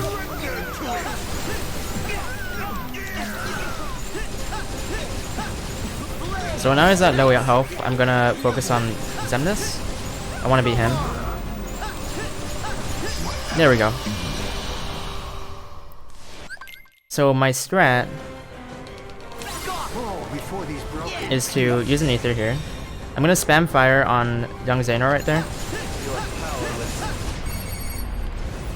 Oh, I almost got him. Oh wow, that didn't. Okay. Okay. I almost got it. I had to do like one more fire of damage. My idea was to beat Young Xehanort at that point, but he survived. Unfortunately. It's okay though.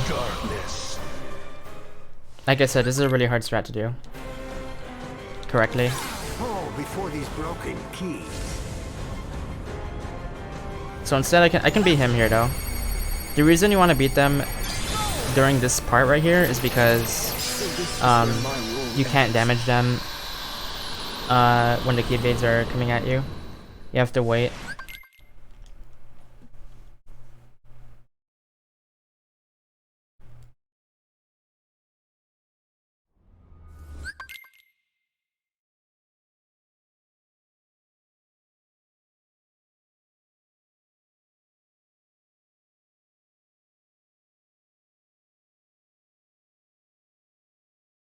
Oh yeah, I don't have the Koopa coin anymore. I used it there.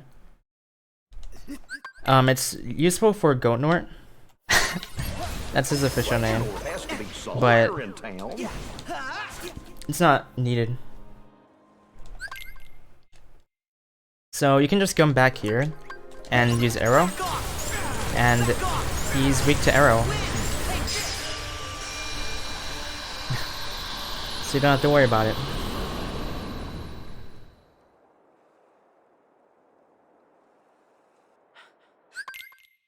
Because he's literally a goat. Look at him, he's a goat.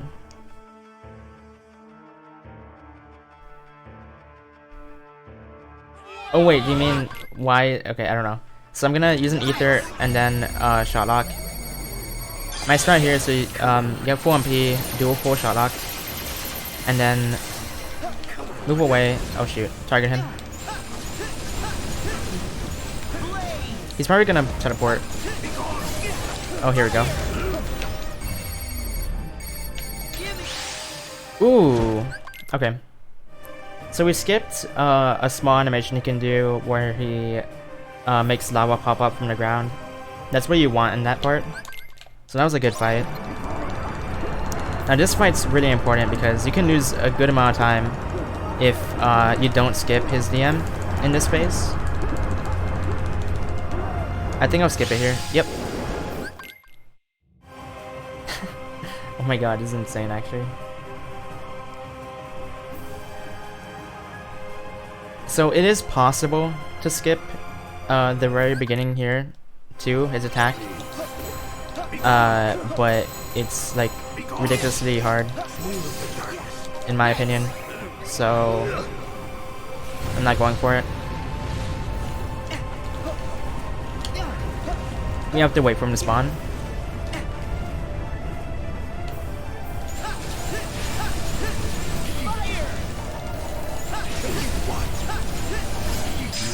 There we go.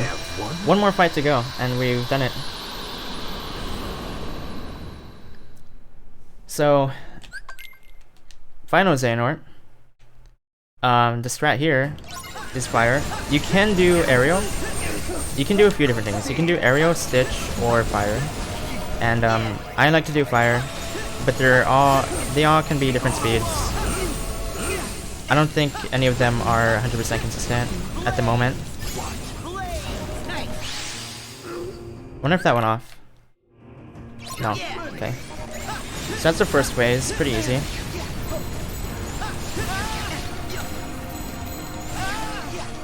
Now I need to do like 3 more fires.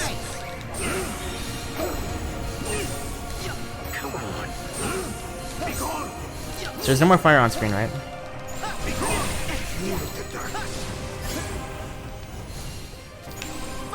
Oh, frick. I fucked up, didn't I? Yeah. Dang, okay.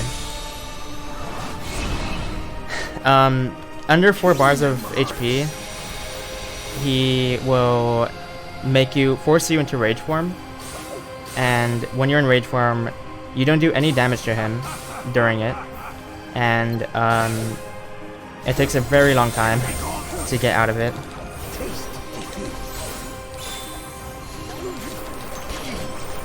But basically you want to guard and then counter in this form, and then you collect the orbs and they give you they build your finisher, and when your finishers build up, you get the RC for exiting rage form. This is our first time seeing rage form though.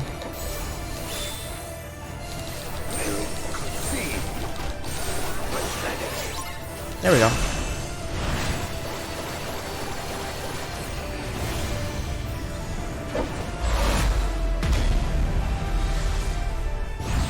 We get to see this really cool DM though.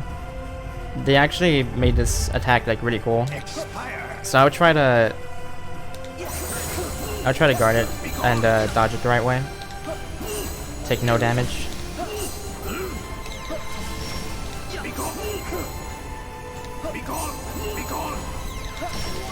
It can be really easy to die here because they do a good amount of damage when they like chain you. Okay. That's not bad.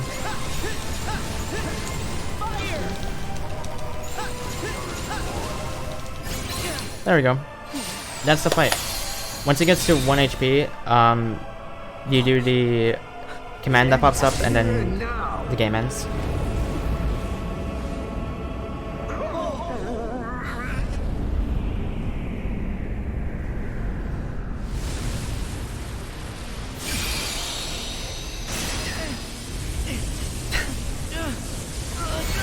Oh no, I died. I missed a frame perfect input. Fuck.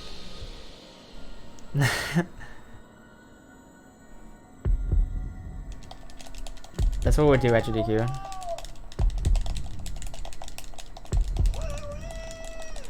I need to practice my freak out. I need to practice my acting.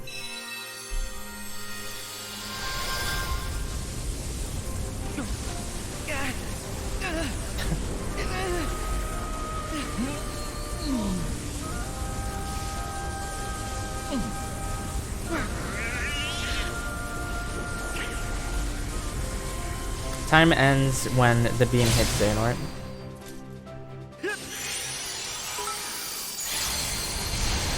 Thank you for the 100 bits, Kevin. And there we go. That's Kingdom Hearts 3 beginner 80%. Only thing I'm not happy about is that I didn't get Rage Form skip. But that was still okay.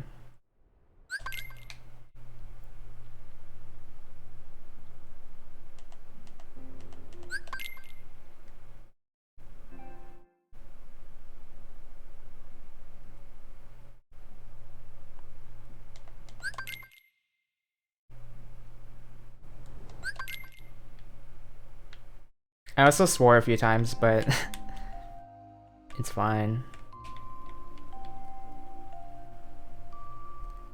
Other people have gone in videos that they swore, and it was okay.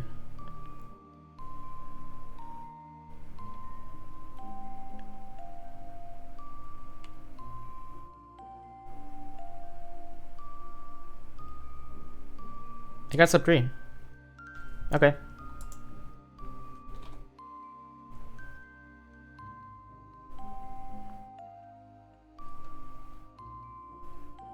How was this run, I wonder? Understandable.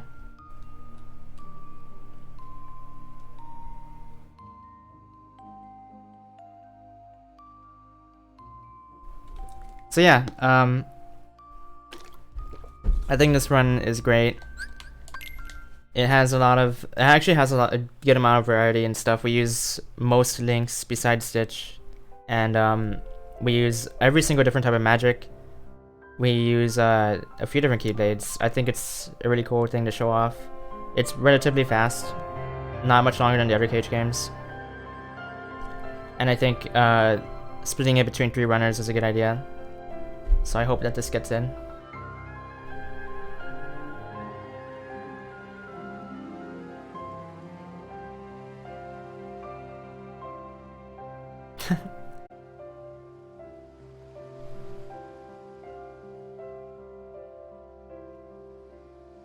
Okay.